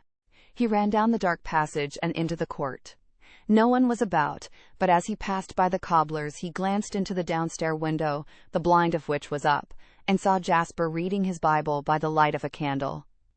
It was later than he had imagined, he concluded, for the old man had evidently had his supper and was reading his evening portion of the Holy Scriptures before going to bed. Robin had reached his own door now. He had his hand on the handle when the door was opened from within, and he found himself standing face to face with his stepfather, who looked decidedly relieved at the sight of him. "Your mother's been in a fine state of mind about you," said the man as he drew aside and Robin entered the kitchen. "Where have you been?" he asked, closing the door. Robin made no answer. His mother, who had been seated in a chair by the table, had risen at the sound of her husband's voice addressing him, and greeted him with a look which told how thankful she was that he had returned. Her eyes were red with weeping, and her lips quivered nervously. How could he have dreamed of leaving her? The little boy asked himself. "Where have you been?" Richard Burt repeated. "You have given your mother quite a scare. She thought you had run away." "I did mean to run away," Robin broke in. "I meant never to come home again. But, oh, Father, how could you have done it?" he cried, a wail of sorrowful reproach in his voice. "I didn't do it, Robin," the man said solemnly. "No, I declare I did not," he continued, as the little boy regarded him with incredulous eyes. "I know no more who has stolen your money than your mother or yourself. I really do not. Surely you'll take my word." "Oh, Robin," cried Mrs. Burt, "I am certain he is speaking the truth. If you had seen how surprised and shocked he was when I showed him my work-box, you wouldn't doubt him." "I'm a bad lot," admitted Richard Burt, in accents which were unaccountably tremulous, seeing that he was quite sober. "And when I've had a drop of drink, I often do things I wouldn't dream of doing at other times. But I never touched your money, Robin. If I had, I would say so." Then who took it?" gasped Robin. It was beginning to dawn on him that it was possible he had done his stepfather an injustice. "That I can't say," replied Richard Burt, "and probably we shall never find out, for it appears nothing has been taken but money, and that can't be traced. However, I'll go to the police station presently and give notice of the theft. There's nothing else to be done as far as I can see." "Someone must have found out where your savings were kept, Robin. I dare say you've told folks, haven't you?" "No, I haven't," declared Robin. "I've never told anyone. Mr. Blamey knew Mother was keeping my money for me, but I did not tell even him where she had put it." Robin was feeling utterly bewildered, and found it difficult to believe that he had misjudged his stepfather. And yet Richard Burt had not the appearance of a guilty man. The little boy glanced dubiously at his mother, and met her anxious gaze. It was evident that she now believed in her husband's innocence, in spite of the fact that she too had been quick to suspect him of the theft. You and your mother both seem to have formed a pretty bad opinion of me, observed Richard Burt after a few minutes' silence. Well, that's my own fault, I suppose. When I married your mother, Robin, I meant to be a good father to you, but I haven't been. I realize that. It would have been better for you if your mother and I had never met. It's no use saying I'm sorry I haven't been steadier, for I don't suppose you'd believe me. Though it's so. I've never ill-treated either of you in my sober senses, have I? It's always been the drink that's been to blame. Why don't you give up the drink? Said Robin eagerly, surprised beyond measure at the earnestness of his stepfather's tone. It's too late in the day, was the gloomy response. What's done can't be undone. Are you thinking of the money? Asked the little boy, hesitatingly. Ah, you still believe I took it? Exclaimed the man. Robin, I am positive he did not, said Mrs. Burt. Like you, I thought at first that he had, but he has quite convinced me that he knows nothing whatever about it. Do believe him, my dear. It's too much to expect of him, said her husband. He thinks me capable of anything, and he hates me. Little wonder if he does, he added with a sigh. Then, as Robin did not contradict him, he addressed himself to him again and said, Your mother's been telling me of the letter she's received from your grandfather, and the offer he's made to take you to live with him. Well, you'd better go to Newlyn. It will be best for you. One thing I'll promise, which LL make you more satisfied to leave your mother, and that is that I'll never lift my hand against her again. God help me to keep my word, he supplemented in a lower tone. Oh, do you mean that? Cried Robin. Oh, Father, if you ask God, he will help you to keep your word. Oh, Father, I don't hate you. I thought I did, but I don't. And, overcome with the intensity of his feelings, the little boy burst into tears. I don't want to go to Newlyn now, he sobbed. I can't leave, Mother. And when you're like this, I don't want to leave you. If you'd only give up the nasty drink, we might be so happy together, we three. What, when you think that I've robbed you? Said Richard Burt, somewhat bitterly. I don't think it now, Robin answered. Oh, how glad I am I came home tonight. What a good thing it was I met Miss Maggs. Miss Maggs? Echoed Mrs. Burt. Where did you see her, my dear? On the Hoe, Mother. We sat on a seat for a long while and talked. Did you tell her about the loss of your money? Inquired Mrs. Burt. Yes, Robin colored and glanced deprecatingly at his stepfather. But she couldn't believe Father had taken it, he continued eagerly, glad to remember that. And she made me promise to go home. Tomorrow I'll call at her house and explain everything, he concluded in some confusion. Richard Burt made no remark, but a minute later he took up his hat and went out. Mother and son were silent until the sound of his footsteps had died away. Then the former said, He's gone to the police station, I expect. He's dreadfully upset about this business. He seemed quite stunned when I showed him my workbox. Oh, poor little chap, he exclaimed, meaning you, of course. He was thinking of your disappointment about the holiday. Oh, Robin, we were wrong to believe the worst of him so quickly. We ought not to have jumped to the conclusion that he had taken the money. If only you had not rushed off in that impetuous way, and we had talked the matter over, how much wiser it would have been. Oh. Yes, admitted Robin. Did Father mean what he said about my going to Newlyn to live with my grandfather? He inquired a minute later. I hardly know. I think perhaps he did. He didn't say much when I told him about your grandfather's letter, only that we should miss you if you went. You had better have your supper now and go to bed. You're looking very, very tired. I don't want any supper, Robin replied. He was too excited to be hungry, but his mother cut him a slice of bread and a small piece of cheese, which, to please her, he ate. He had just finished doing so when his stepfather returned, accompanied by a policeman, who examined Mrs. Burt's workbox very carefully, asked a lot of questions, made several notes in his notebook, and then left, remarking that he feared there was no chance of discovering the thief. The news that a policeman had been seen to enter the Burts' house had caused a great sensation amongst those inhabitants of Sun Court who happened to be at home, and the officer of the law was observed with mingled curiosity and dislike as he took his departure by a group of men, women, and children who had assembled near the entrance of the court, whilst from a top window of the Farrants' house, Dick Farrant watched him, with bated breath and a sickening feeling of dread. Dick had reasons of his own for the awe with which he always regarded a member of the police force. As soon as the policeman had gone, Mrs. Burt told Robin to go to bed, and having said good night to her and his stepfather, he obeyed. He lay awake for a long while, listening to the murmur of voices in the kitchen below, and grew quite feverish wondering what was being said, for he guessed that his grandfather's offer was under discussion. He scarcely knew what he wished himself, though a short while before he had been so eager to turn his back on Suncourt forever. He had experienced a strong revulsion of feeling during the past hour, and had spoken the truth when he had said that he did not think his stepfather had robbed him, for there had been something convincing in the man's manner and earnest words.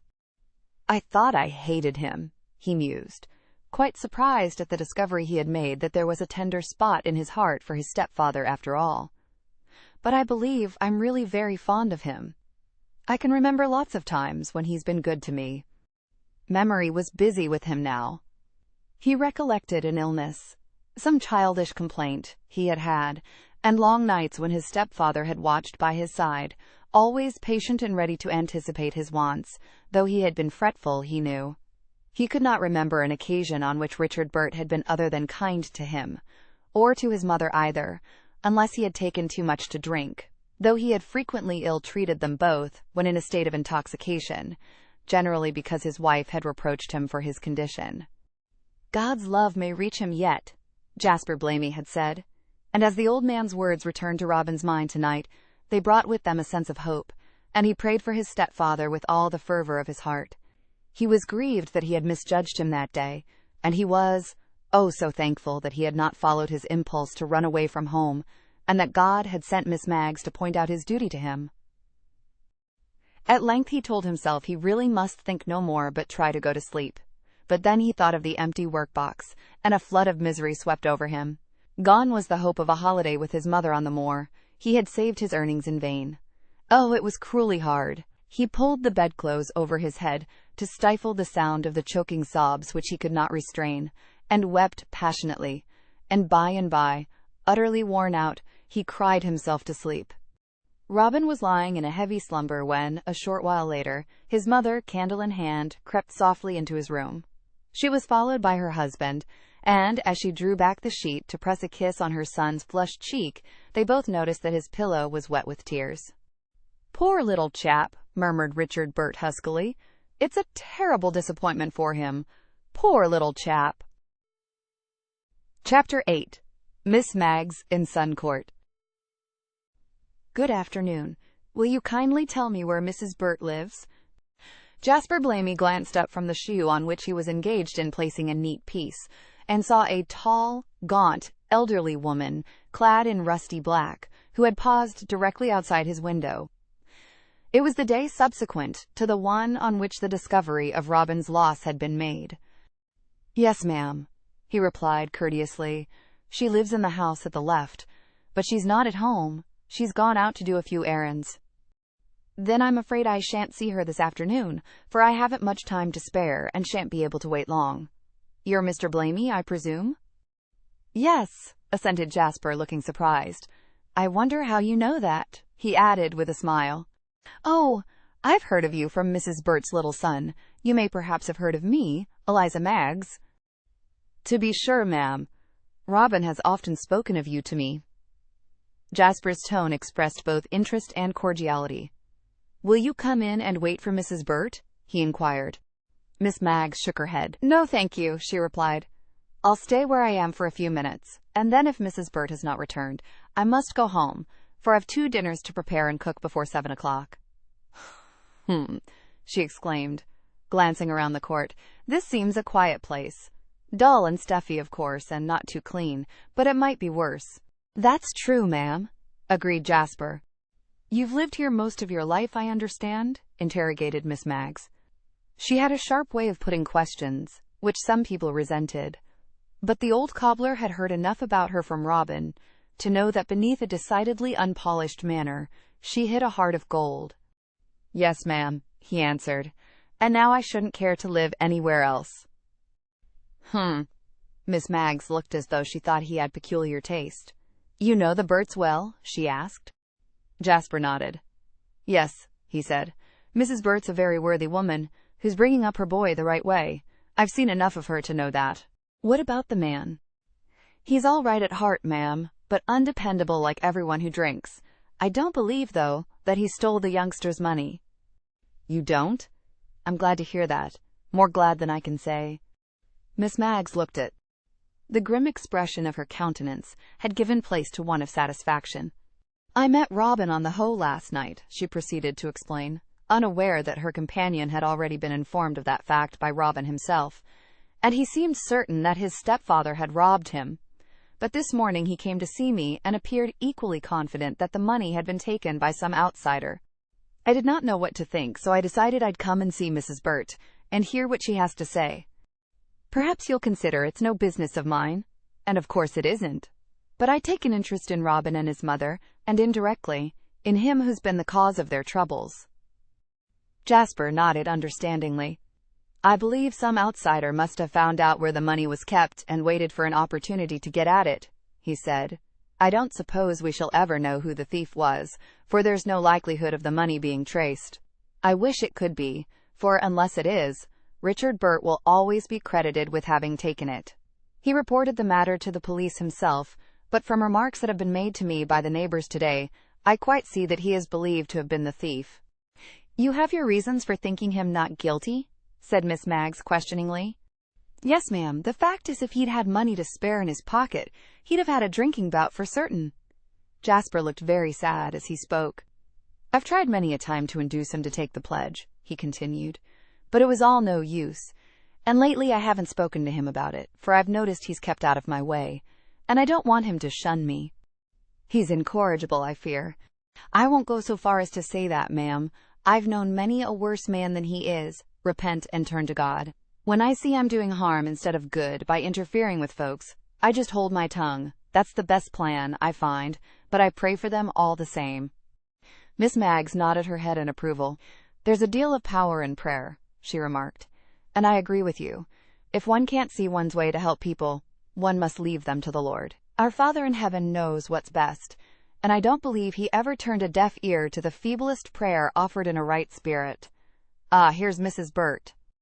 Mrs. Bert was extremely surprised to see Miss Maggs, who greeted her very cordially and accompanied her into her house for a few minutes' private conversation. And have you decided whether or not to let Robin go to his grandfather? Inquired Miss Maggs, after the subject of the robbery had been fully discussed. Yes, ma'am. We have talked the matter over and decided that he must go. I have not written to his grandfather yet, but I shall do so tomorrow if all's well. I do not know how I shall get on without him, but I am sure it will be better for him to be at Newlyn.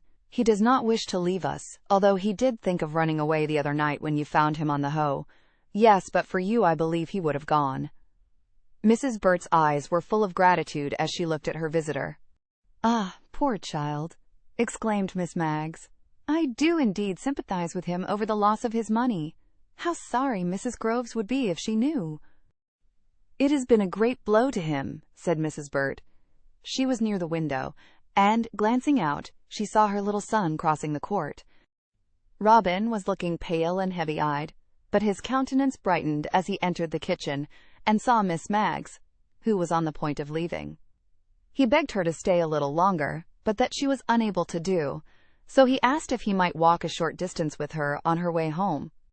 I shall be glad of your company, she told him, and, having said goodbye to Mrs. Bert, she preceded her young escort out of the house. The old cobbler was still at work inside his open window. He glanced up with marked interest in his expression as Miss Maggs and Robin passed by. The former nodded and smiled at him, and afterwards remarked to Robin that she was glad his neighbor was such a nice old man. I made myself known to him this afternoon, she said, and we had a little talk which I shall not forget. Why, goodness me, what have we here? She cried sharply, with a sudden change of tone. They had reached the passage leading from the court, where they had come across two big boys. One, Dick Farrant, the other, a boon companion of his, engaged in a game of pitch and toss. This was no unusual sight for Robin, but it filled Miss Maggs with intense indignation, and she immediately addressed herself to Dick, the elder of the two lads. You ought to be ashamed of yourself, you great strong fellow, you to be idling away the precious hours like this, she cried, shaking a rebuking finger at him. "Playing a gambling game, too. Have you no work to do?" "What's that to you?" demanded Dick, not angrily, but with a sort of good-humored insolence. "Oh, I see," he went on. "You're the person who was talking to old Jasper Blamey just now. You're one of his sort, I suppose. And a friend of Robin's, too.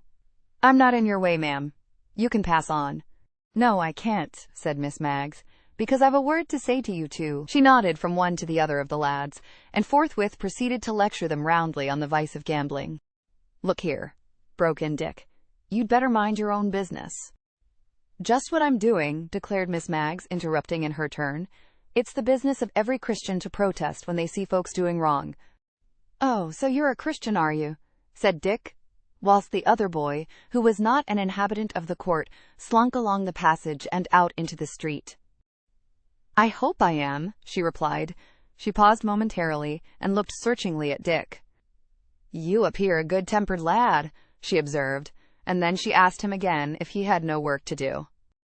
"Oh, he really does work sometimes," Robin cried eagerly. "Don't you, Dick?" "Sometimes," grinned Dick, who still appeared more amused than angry at the scene in which he was playing such a conspicuous part.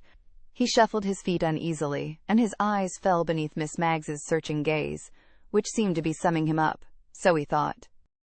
"I don't see why you need have interfered with us," he remarked. "Why couldn't you have passed on? We weren't doing any harm." "I'm not so sure of that," she told him.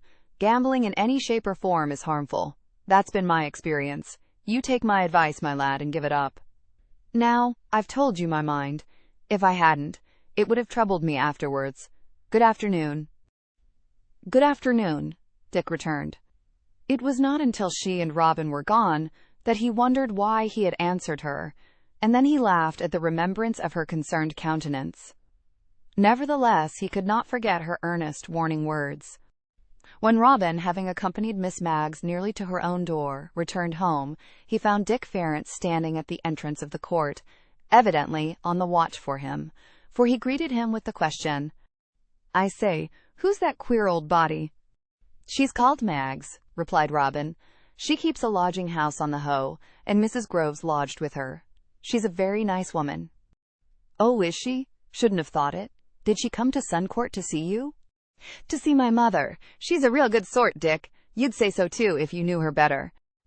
"Don't wish to know her better," Dick responded with a grimace. "I can't bear people like that," he added. "People like what?" questioned Robin, rather puzzled. "People who interfere with others. You heard what a lecture she gave me? Old Blamey said pretty much the same to me the other day. Impertinence, I call it. I can't bear Christians." "Oh, Dick." "Well, I can't. They give me an uncomfortable feeling. I dare say I'm bad. I know it, for that matter. But I don't want to think about it." He seemed about to add more, but, catching sight of a policeman approaching them, abruptly turned on his heel and disappeared into the court. Chapter 9. Poor Father. "What do you think of Miss Maggs, Mr. Blamey?" asked Robin some hours later as he leaned against the cobbler's windowsill. It was between 8 and 9 o'clock, and the atmosphere in Suncourt was less close than it had been all day. Indeed, Jasper had remarked a few minutes previously that he had caught a whiff of sea breeze. "She appears a very straightforward sort of person," replied the old man. "A true friend, I'll be bound to say." "Yes," nodded the little boy. He proceeded to recount what had taken place between Miss Maggs and Dick Ferrant, and then went on. "I don't believe Dick's done any work for nearly a week. I heard his mother talking about it this morning." "What did she say?" inquired Jasper, his tone betokening interest. "That she didn't know where he got his money." Robin glanced around to make certain that no one was near to overhear him and continued, "Of course, I know Dick's a bad boy, Mr. Blamey. Mother's often said that the less I have to do with him, the better, but somehow I can't help liking him. He's really kind-hearted, and he's not a bully like Sam Brown." "He has his good qualities, I have no doubt, Robin. By the way, has your stepfather returned yet?" "No. He's working long days now. He'll be home about 9 o'clock, I expect. Mother's beginning a letter to my grandfather. She asked me to leave her by herself, so I thought I'd come and have a word with you." "Oh, Mr. Blamey, I don't know how I feel about going to Newlyn. I've begged Mother to let me stay with her, but she seems quite determined to send me to my grandfather. Do you think I really ought to go?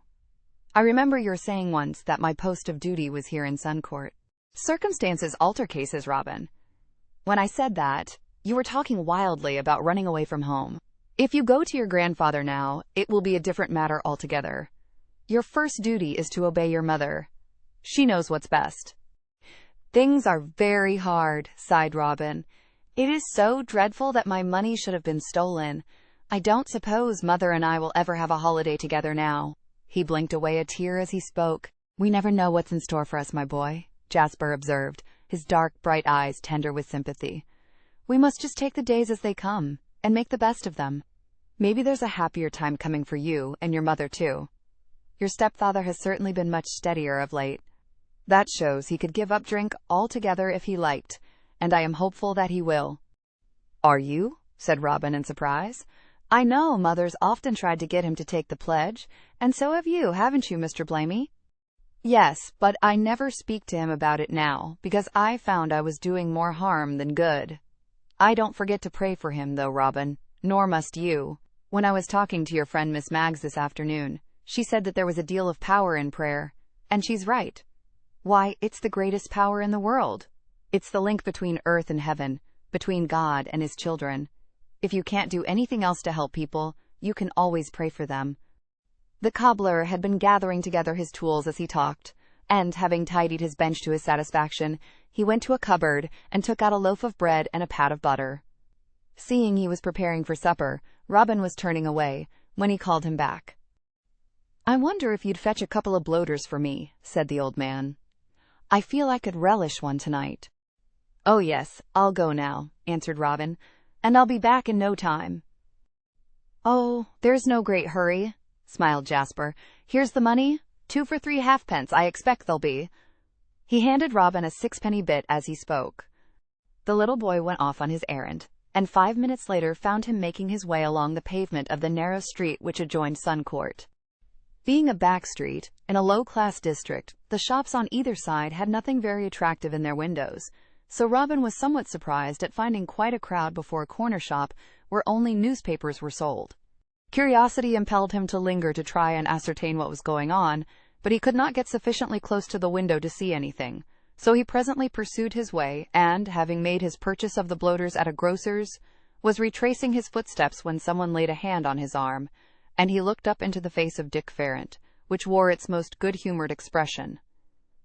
"Hello, youngster, where are you off?" asked Dick. "I've been on an errand for Mr. Blamey to buy some bloaters for his supper," explained Robin, noticing that the other's eyes were resting inquiringly on his parcel. "What are all those folks waiting outside the newspaper shop for?" he questioned. "Oh, they're waiting to see if they've made their fortunes," laughed Dick, with a knowing wink. "I don't understand what you mean," said Robin, much puzzled. "I dare say not. You're such a little innocent. Well, in plain language, they're waiting to find out the result of a horse race. Presently a telegram will be stuck up in the window giving the name of the winner of the race.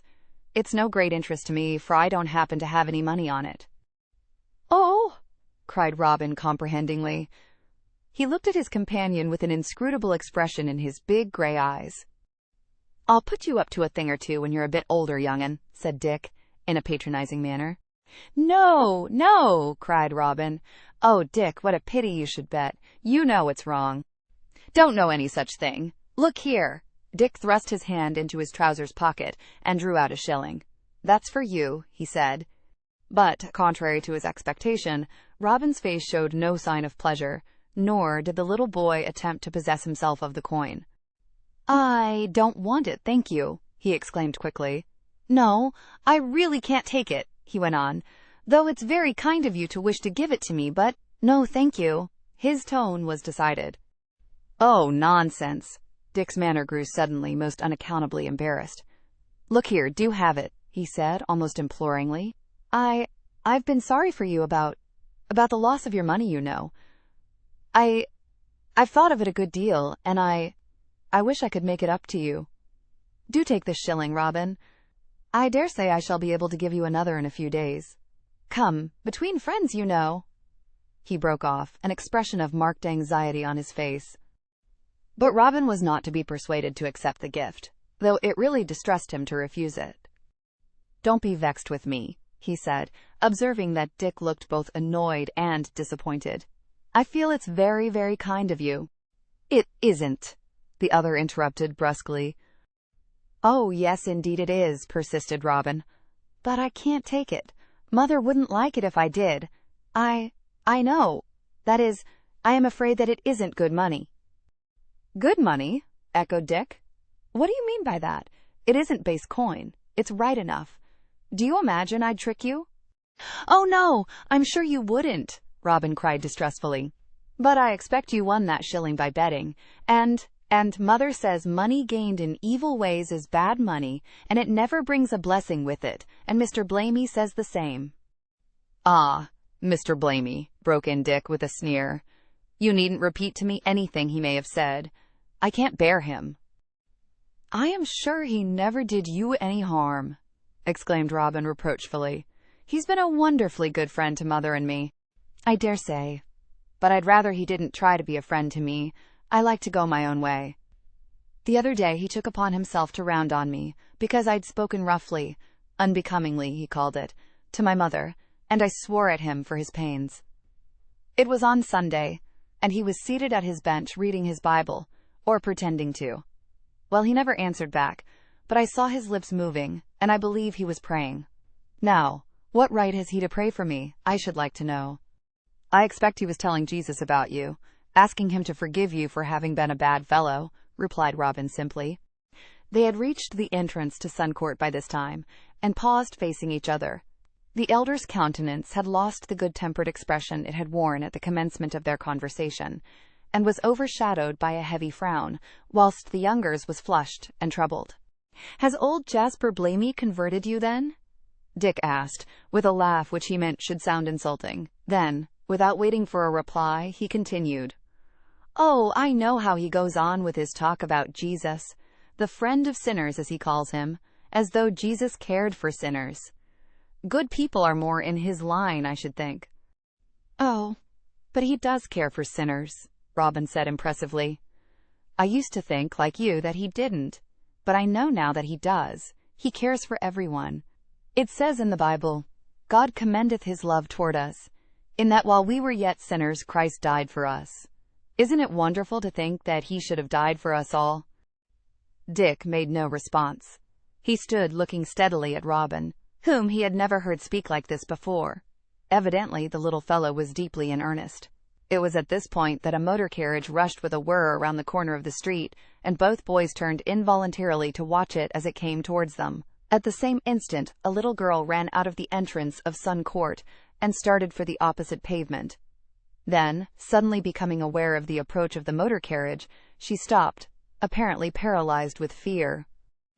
"She will be killed!" shrieked Robin, beyond measure horrified, his fascinated gaze upon the little girl. Even as he spoke, a man sprang towards the child and flung her out of harm's way into the gutter, where she set up a frightened wail. What followed Robin could never afterwards tell. The motor carriage pulled up, and its occupants got out and went to the assistance of someone who lay, white and unconscious, in the middle of the street. "Poor fellow," murmured a pitying voice. "I'm afraid if he's not actually killed, he's seriously injured. It was a brave thing to do." Impelled by curiosity, the boys joined the crowd which was already gathering around the prostrate form of the man who had saved the child. Then Robin caught sight of a marble-white countenance, and he gripped Dick by the arm. "It's Father! Oh, poor Father!" he cried. Chapter 10. The Dawn of a Happier Time. A month had elapsed since Richard Burt had been knocked down by the motor carriage, which had hurt him so badly that he had lain at death's door for several days, and was now only strong enough to sit out in an easy-chair in his bedroom for an hour or so at a time. The accident having occurred close to Sun Court, the injured man had been conveyed to his own home instead of to a hospital, and the driver of the motor carriage, who was its owner too, though he had been in no way to blame, had generously provided a trained nurse to take charge of him, and had given Mrs. Burt a sufficient sum of money to meet the expenses of his illness. It was exceedingly hot in Sun Court on this cloudless July day. Though, being afternoon, there was no sunshine there. But the air was close and oppressive, and Richard Burt sighed wearily as he sat close to his bedroom window alone. He was tired of his own company, and was half inclined to call to his wife. But remembering that, when she had left him an hour previously, she had said she had some washing to do and the kitchen to clean, he refrained from summoning her upstairs without need. How he wished old Jasper Blamey would come and talk to him, as he had frequently done since the nurse had left, and he had been well enough to see visitors. Time had been, and that not long since, when he had shrunk from conversing with the cobbler. But Robin's stepfather had altered greatly in the last few weeks. He had narrowly escaped from death, and that knowledge had caused him to think seriously about many things which he had never considered before, and he was now a deeply repentant man, desirous of leading a better life. "Hello, father, awake?" Richard Burt brightened and smiled at the sound of his little stepson's voice addressing him cheerily. He turned his hollow eyes towards Robin, who had crept upstairs with as little noise as possible, thinking the invalid might be taking a nap, and answered, "Wide awake. I haven't been asleep all the afternoon. I've done nothing but think. I'm glad you're come, Robin. I was tired of being alone." The boy smiled and came to the window, where he stood close to his stepfather, looking out into the court. "Isn't it hot?" he said. "It was stifling in school this afternoon. I'm glad the holidays are so near." "When do they begin?" "On the 1st of August. That's next Tuesday. I saw Mother as I came in. She's gone now to get some milk. I wanted to go for her, but she said she'd rather I kept you company, and that the air out of doors would do her good. She has a bad headache." "Poor soul, she's looking ill," said the invalid in a regretful tone. "She's had more than enough to pull her down.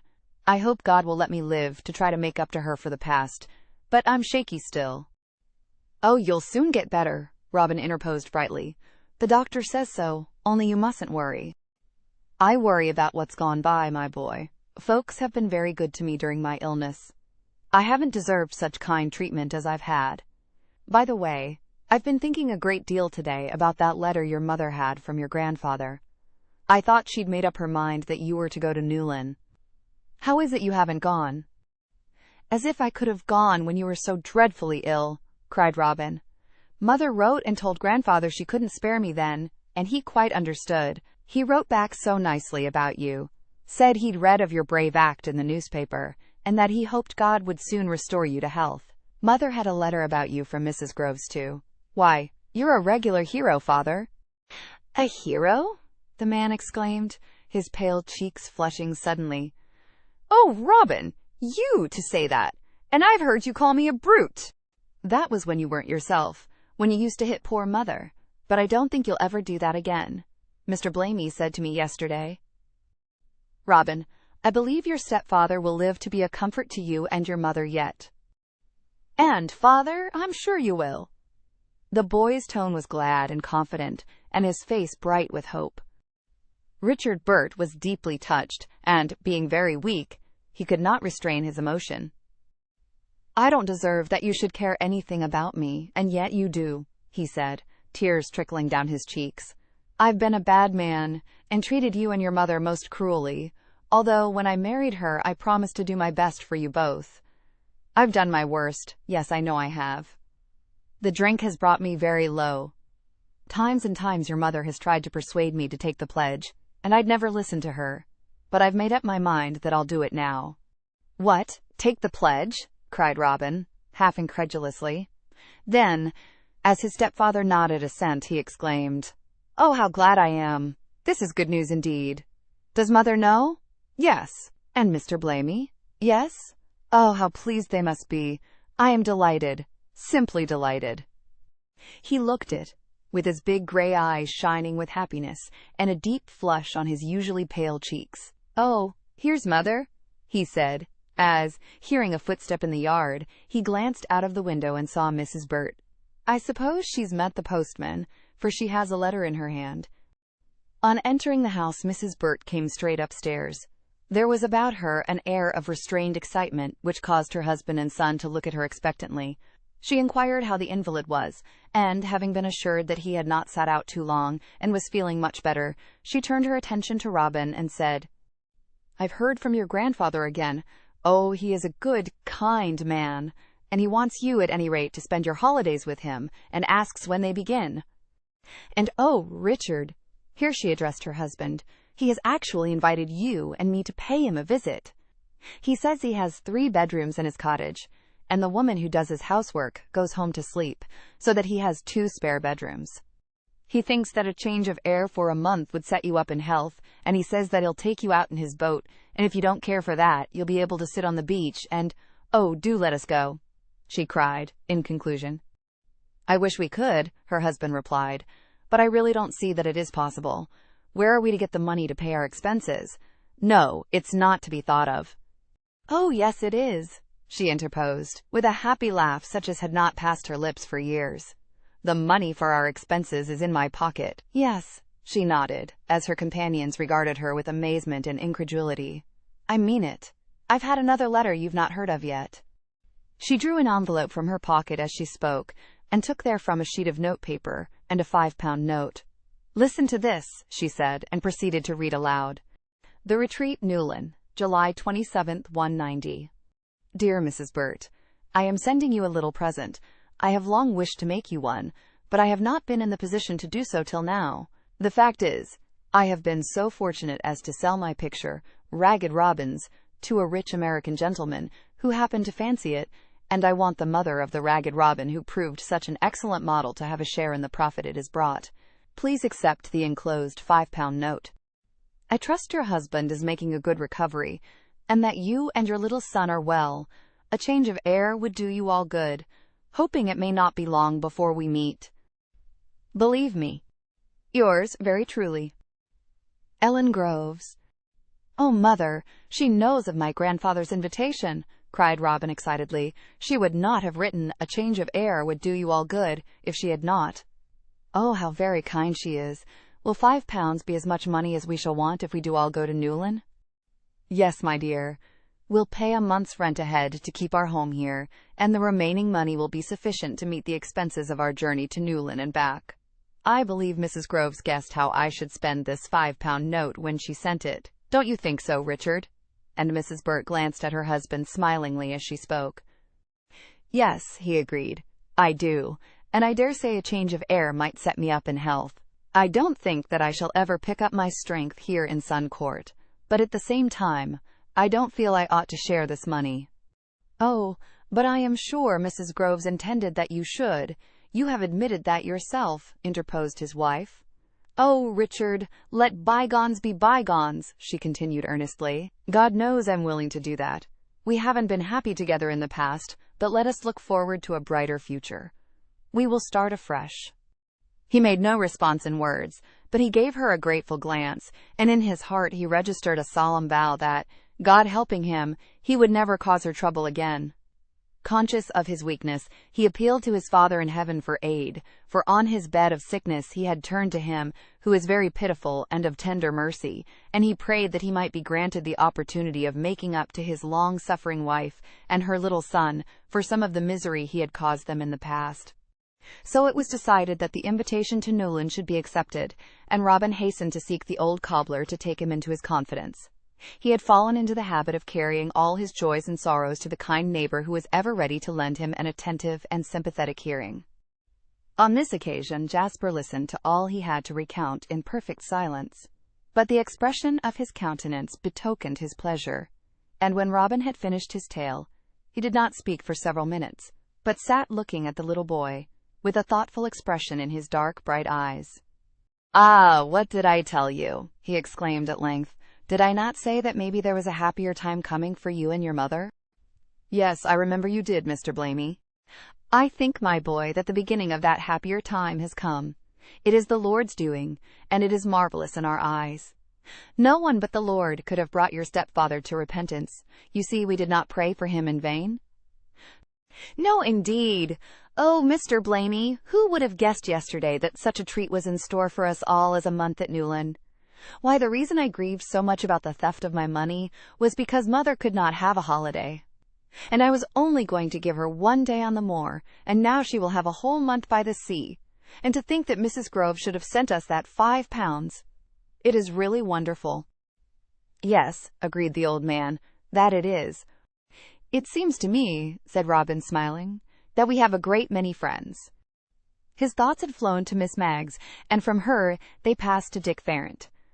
Robin felt a deep sense of gratitude to Dick, who had been kind and sympathetic during Richard Bert's illness, and after tea that evening he lingered about the court in the hope of seeing him, to tell him his news. But Dick did not come home that night, and the following day it was known to everyone in Sun Court that the lad had been arrested by the police for having stolen a box of expensive cigarettes from a tobacco shop.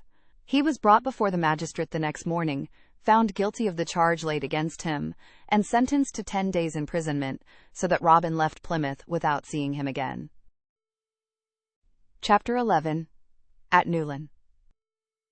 The month of August had nearly run its course when, one hot afternoon, an old man, spare of figure and bent-shouldered, with a knapsack at his back, paused to rest on the little bridge at the entrance of the village of Newlyn, and gazed about him fully appreciative of the beauty of the scene. Before him lay the village, a busy little port, with its 2 fine piers forming a safe harbor for the fishing fleet, whilst looking towards Penzance, from which town he had walked, his eyes rested on a sweep of wet sands, for it was low tide.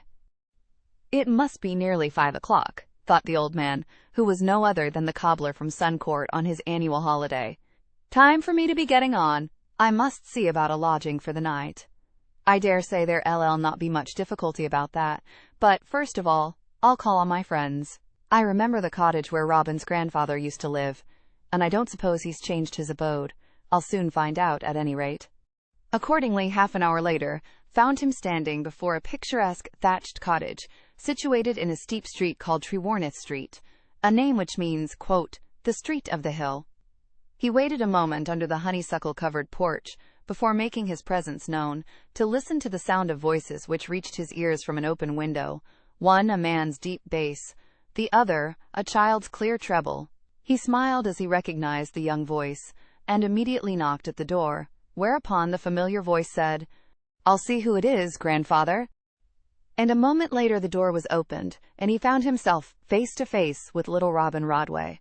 The boy uttered a cry of mingled pleasure and surprise, and led him at once into the kitchen, a large, low room, with a stone floor and whitewashed walls.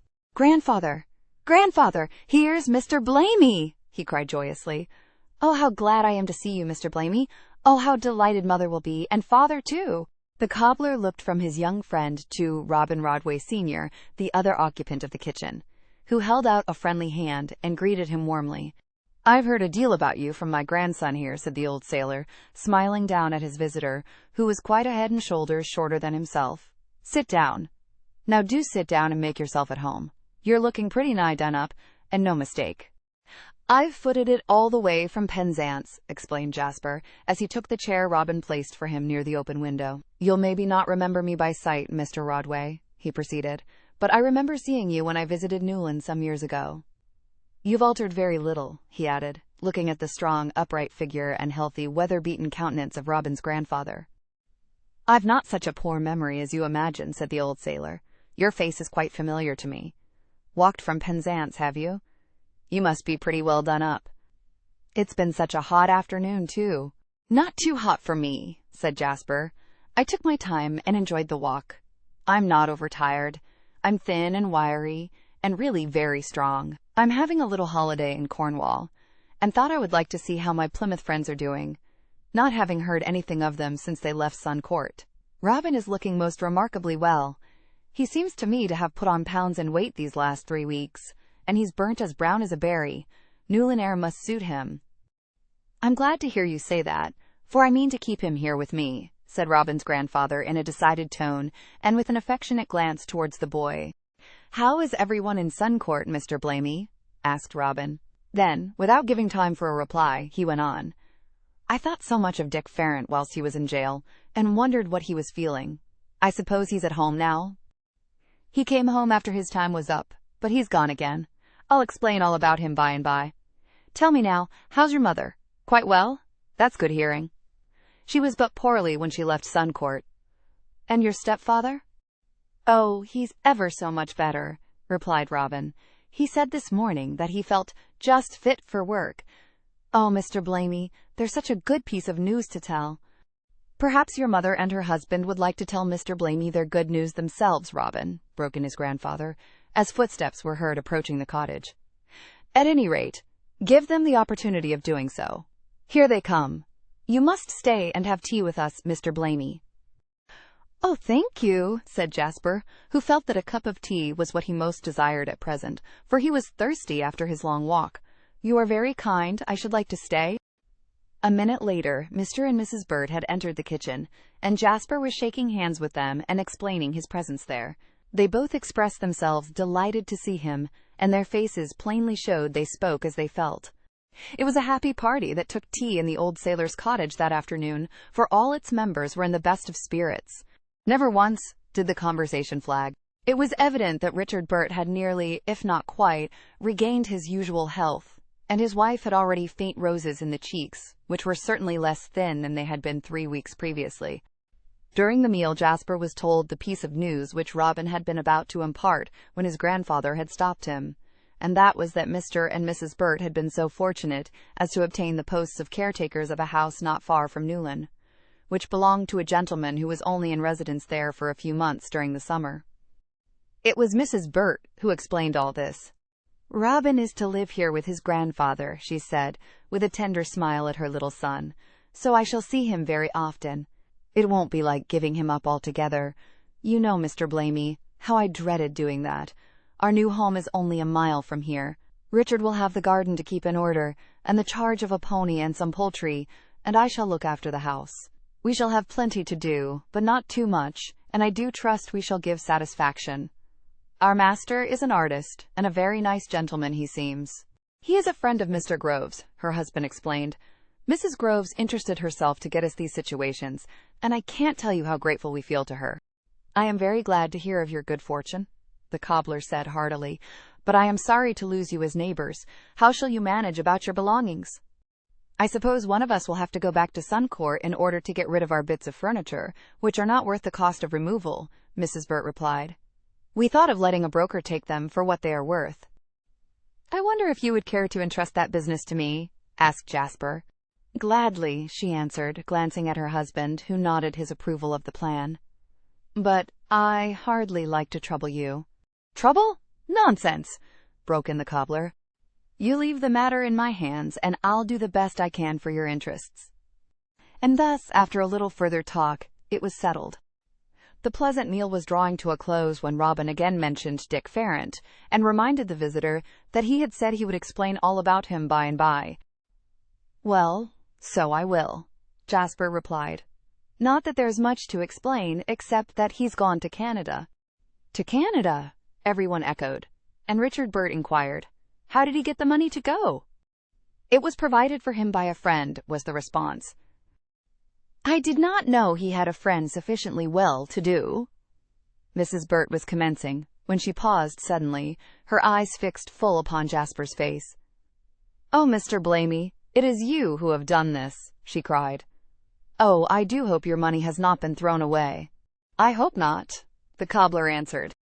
You see, it would have been most difficult for the lad to have turned over a new leaf in Plymouth, he went on, so when he came home after his 10 days in jail, I had a talk with him and found that he was anxious to get away and make a fresh start in life somewhere else. I happen to know a couple of steady young men who were about to emigrate to Canada, and I asked Dick if he'd like to go too. I'd sounded them beforehand and found they wouldn't object to take him with them and give him a helping hand, you understand.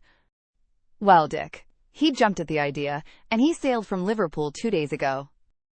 Everything was settled very hurriedly, but I hope and believe it will turn out for the best. Some folks, like some plants, do better for transplanting, he concluded quaintly. That's true, agreed Robin Rodway Sr., and I dare say it may prove so in this case. Canada's a fine country, and if a lad will work and keep straight, he can get ahead there. I've heard Robin talk a lot about this Dick Farrant, and according to his telling, he's not all bad. The soil of Suncourt didn't suit him, said Jasper gravely. It brought out the worst of him, but I've a feeling that he will do better where he has gone. I should think his parents must be very grateful to you for having befriended him, remarked Mrs. Bird. God alone knows from what you may have been the means of saving him. I believe he would have gone from bad to worse in Plymouth. I wish I had seen him to say goodbye, said Robin, with real regret in his tone. "I shall always remember that he was sorry when my money was stolen, and that he offered me a shilling, and wished me to take it too." At this point in the conversation, the cobbler produced a pocketbook from the breast pocket of his coat, and took therefrom a letter. "Dick gave me this for you, Robin," he said.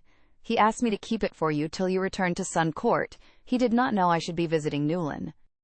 "Dick wrote to me!" cried Robin in astonishment. He stretched out his hand for the letter as he spoke, and took it. It was addressed simply Robin, in a large, plain handwriting.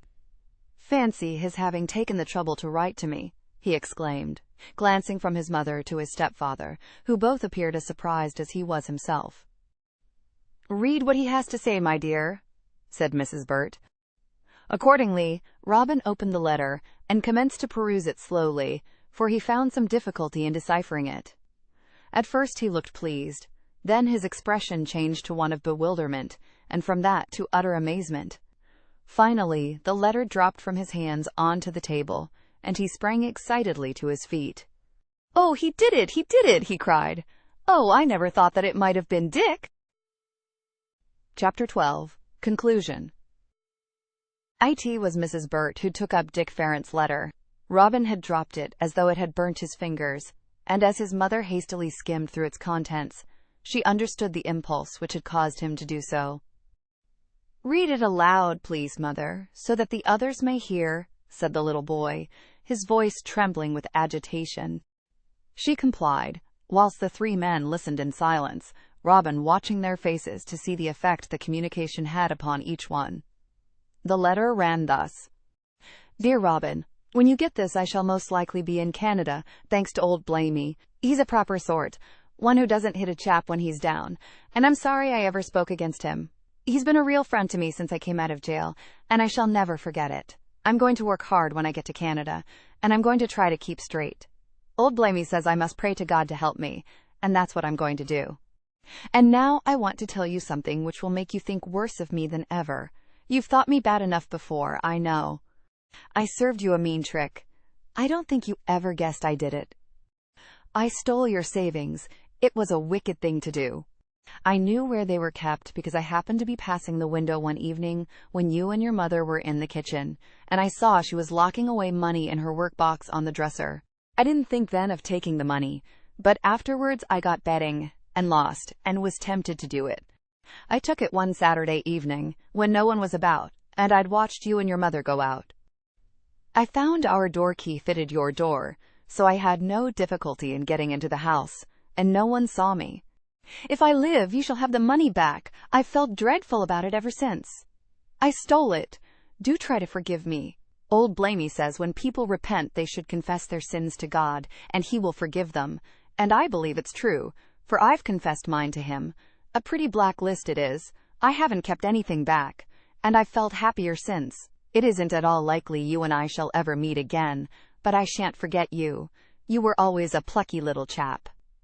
I've written you quite a long letter. I wonder what you'll think of me when you read it. Goodbye now, from Dick Farrant. P.S. There was a Bible in my cell in jail, and I found that verse you told me about, you'll remember. There, what do you think of that? Burst forth Robin, as his mother's voice ceased. No one answered for a minute.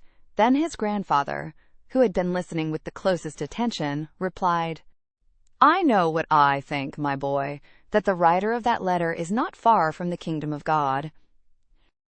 I agree with you, Mr. Rodway, said the cobbler. I was not certain about it before, though I hoped it. I believe he is thoroughly repentant.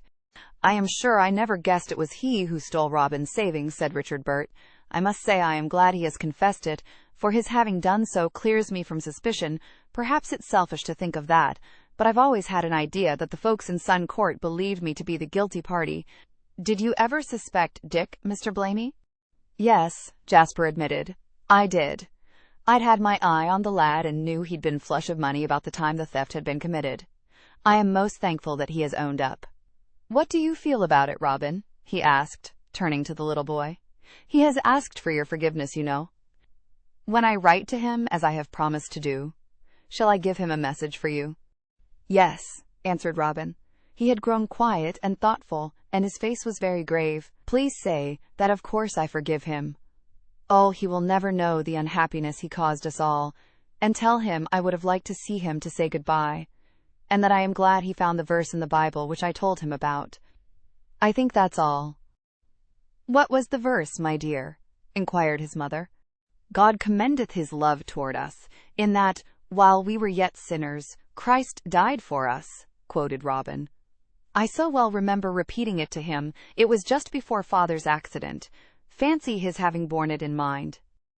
They had left their places at the table now, and Robin Rodway Sr. drew the cobbler to the window and pointed out a cottage a little further down the street where he thought it likely he could be lodged, whilst Mrs. Burt began to collect the tea things to carry into the scullery to be washed. Suddenly she desisted in her task and said, looking at her son, "Do you recollect the night on which you gave me the first 2 shillings you received from Mrs. Groves?" "Yes, mother," Robin replied. "Of course I do. Why?" "Well, I believe that must have been the occasion on which Dick saw me put money in my work-box, for I remember hearing footsteps outside the window." "Yes, and we thought it was Father. I looked out and saw him there.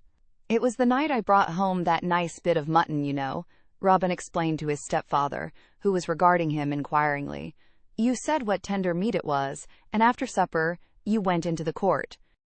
"Oh, yes, I remember," interposed Richard Burt, and caught Dick Farrant looking into our kitchen window.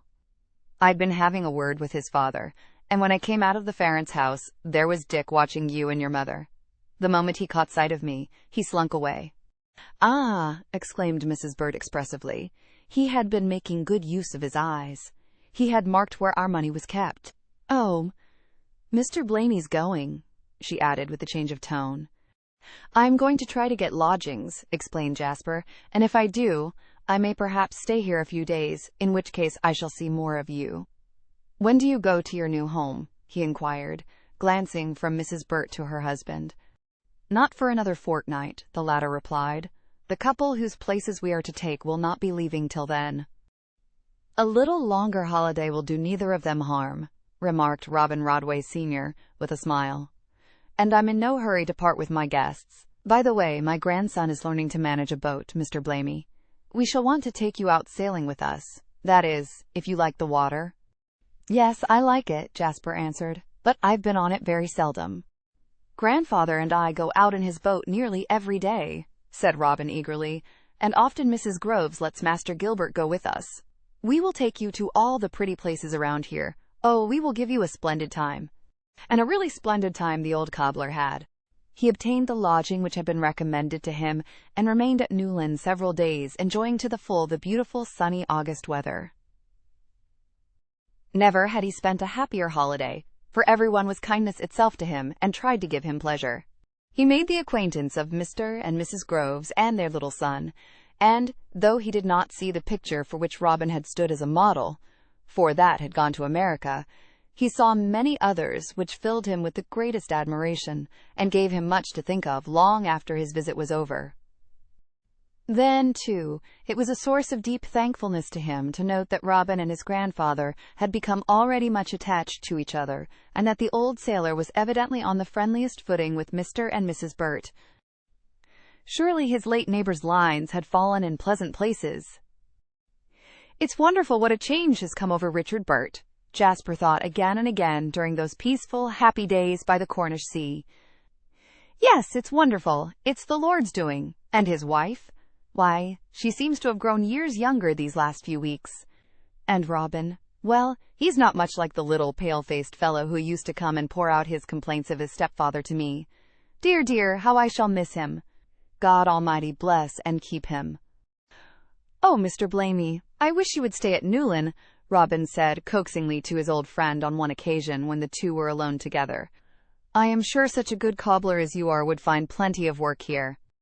"I think there's more where I came from, my boy," Jasper replied. "Work for my master, I mean. This is a lovely spot, but for me there's no place like Suncourt." So in due course the old man returned to his home and took up the routine of life again. He succeeded in disposing of the Burts' furniture for a fair sum, and, acting under instructions he had received, paid the rent due, and forwarded the amount remaining to Richard Burt. Then, one evening, In fulfillment of a promise he had made to Mrs. Burt and her little son, he called on Miss Maggs and informed her of his late neighbor's changed circumstances. "Well, I'm glad," she said heartily, "especially for the sake of Robin and his mother, who deserve their good fortune. As for the man," she frowned and shook her head. "He has given up the drink entirely," Jasper assured her, "and we know for certain now that he did not steal his stepson's money." And he went on to explain who had been the thief and what had become of him. "Humph!" exclaimed Miss Maggs again when he had finished his tale. "So you expect that young scapegrace to turn over a new leaf, do you?" "I've a notion he's turned the leaf already, ma'am, by the grace of God," was the hopeful response. Maybe, she allowed, her countenance softening. "You'll miss Robin, Mr. Blamey, won't you?" she inquired. Then, as he assented, she continued, "I shall never forget the first time I saw him in his ragged suit. But there, I suppose if he hadn't been Ragged Robin, Mrs. Groves wouldn't have wanted him for her model, and things wouldn't have been as they are today." "No, ma'am," agreed the old man thoughtfully. "I remember it was a terrible blow to poor Robin when his stepfather pawned his better clothes. But how often we find that God turns our misfortunes into blessings, and I am sure he has done so in this case." Thank you for tuning in to VIBEBooks. We hope you enjoyed this journey. Please consider liking, commenting, and subscribing to our channel. Check out our playlist or explore VIBEBooks for more classic stories. Until next time, happy listening.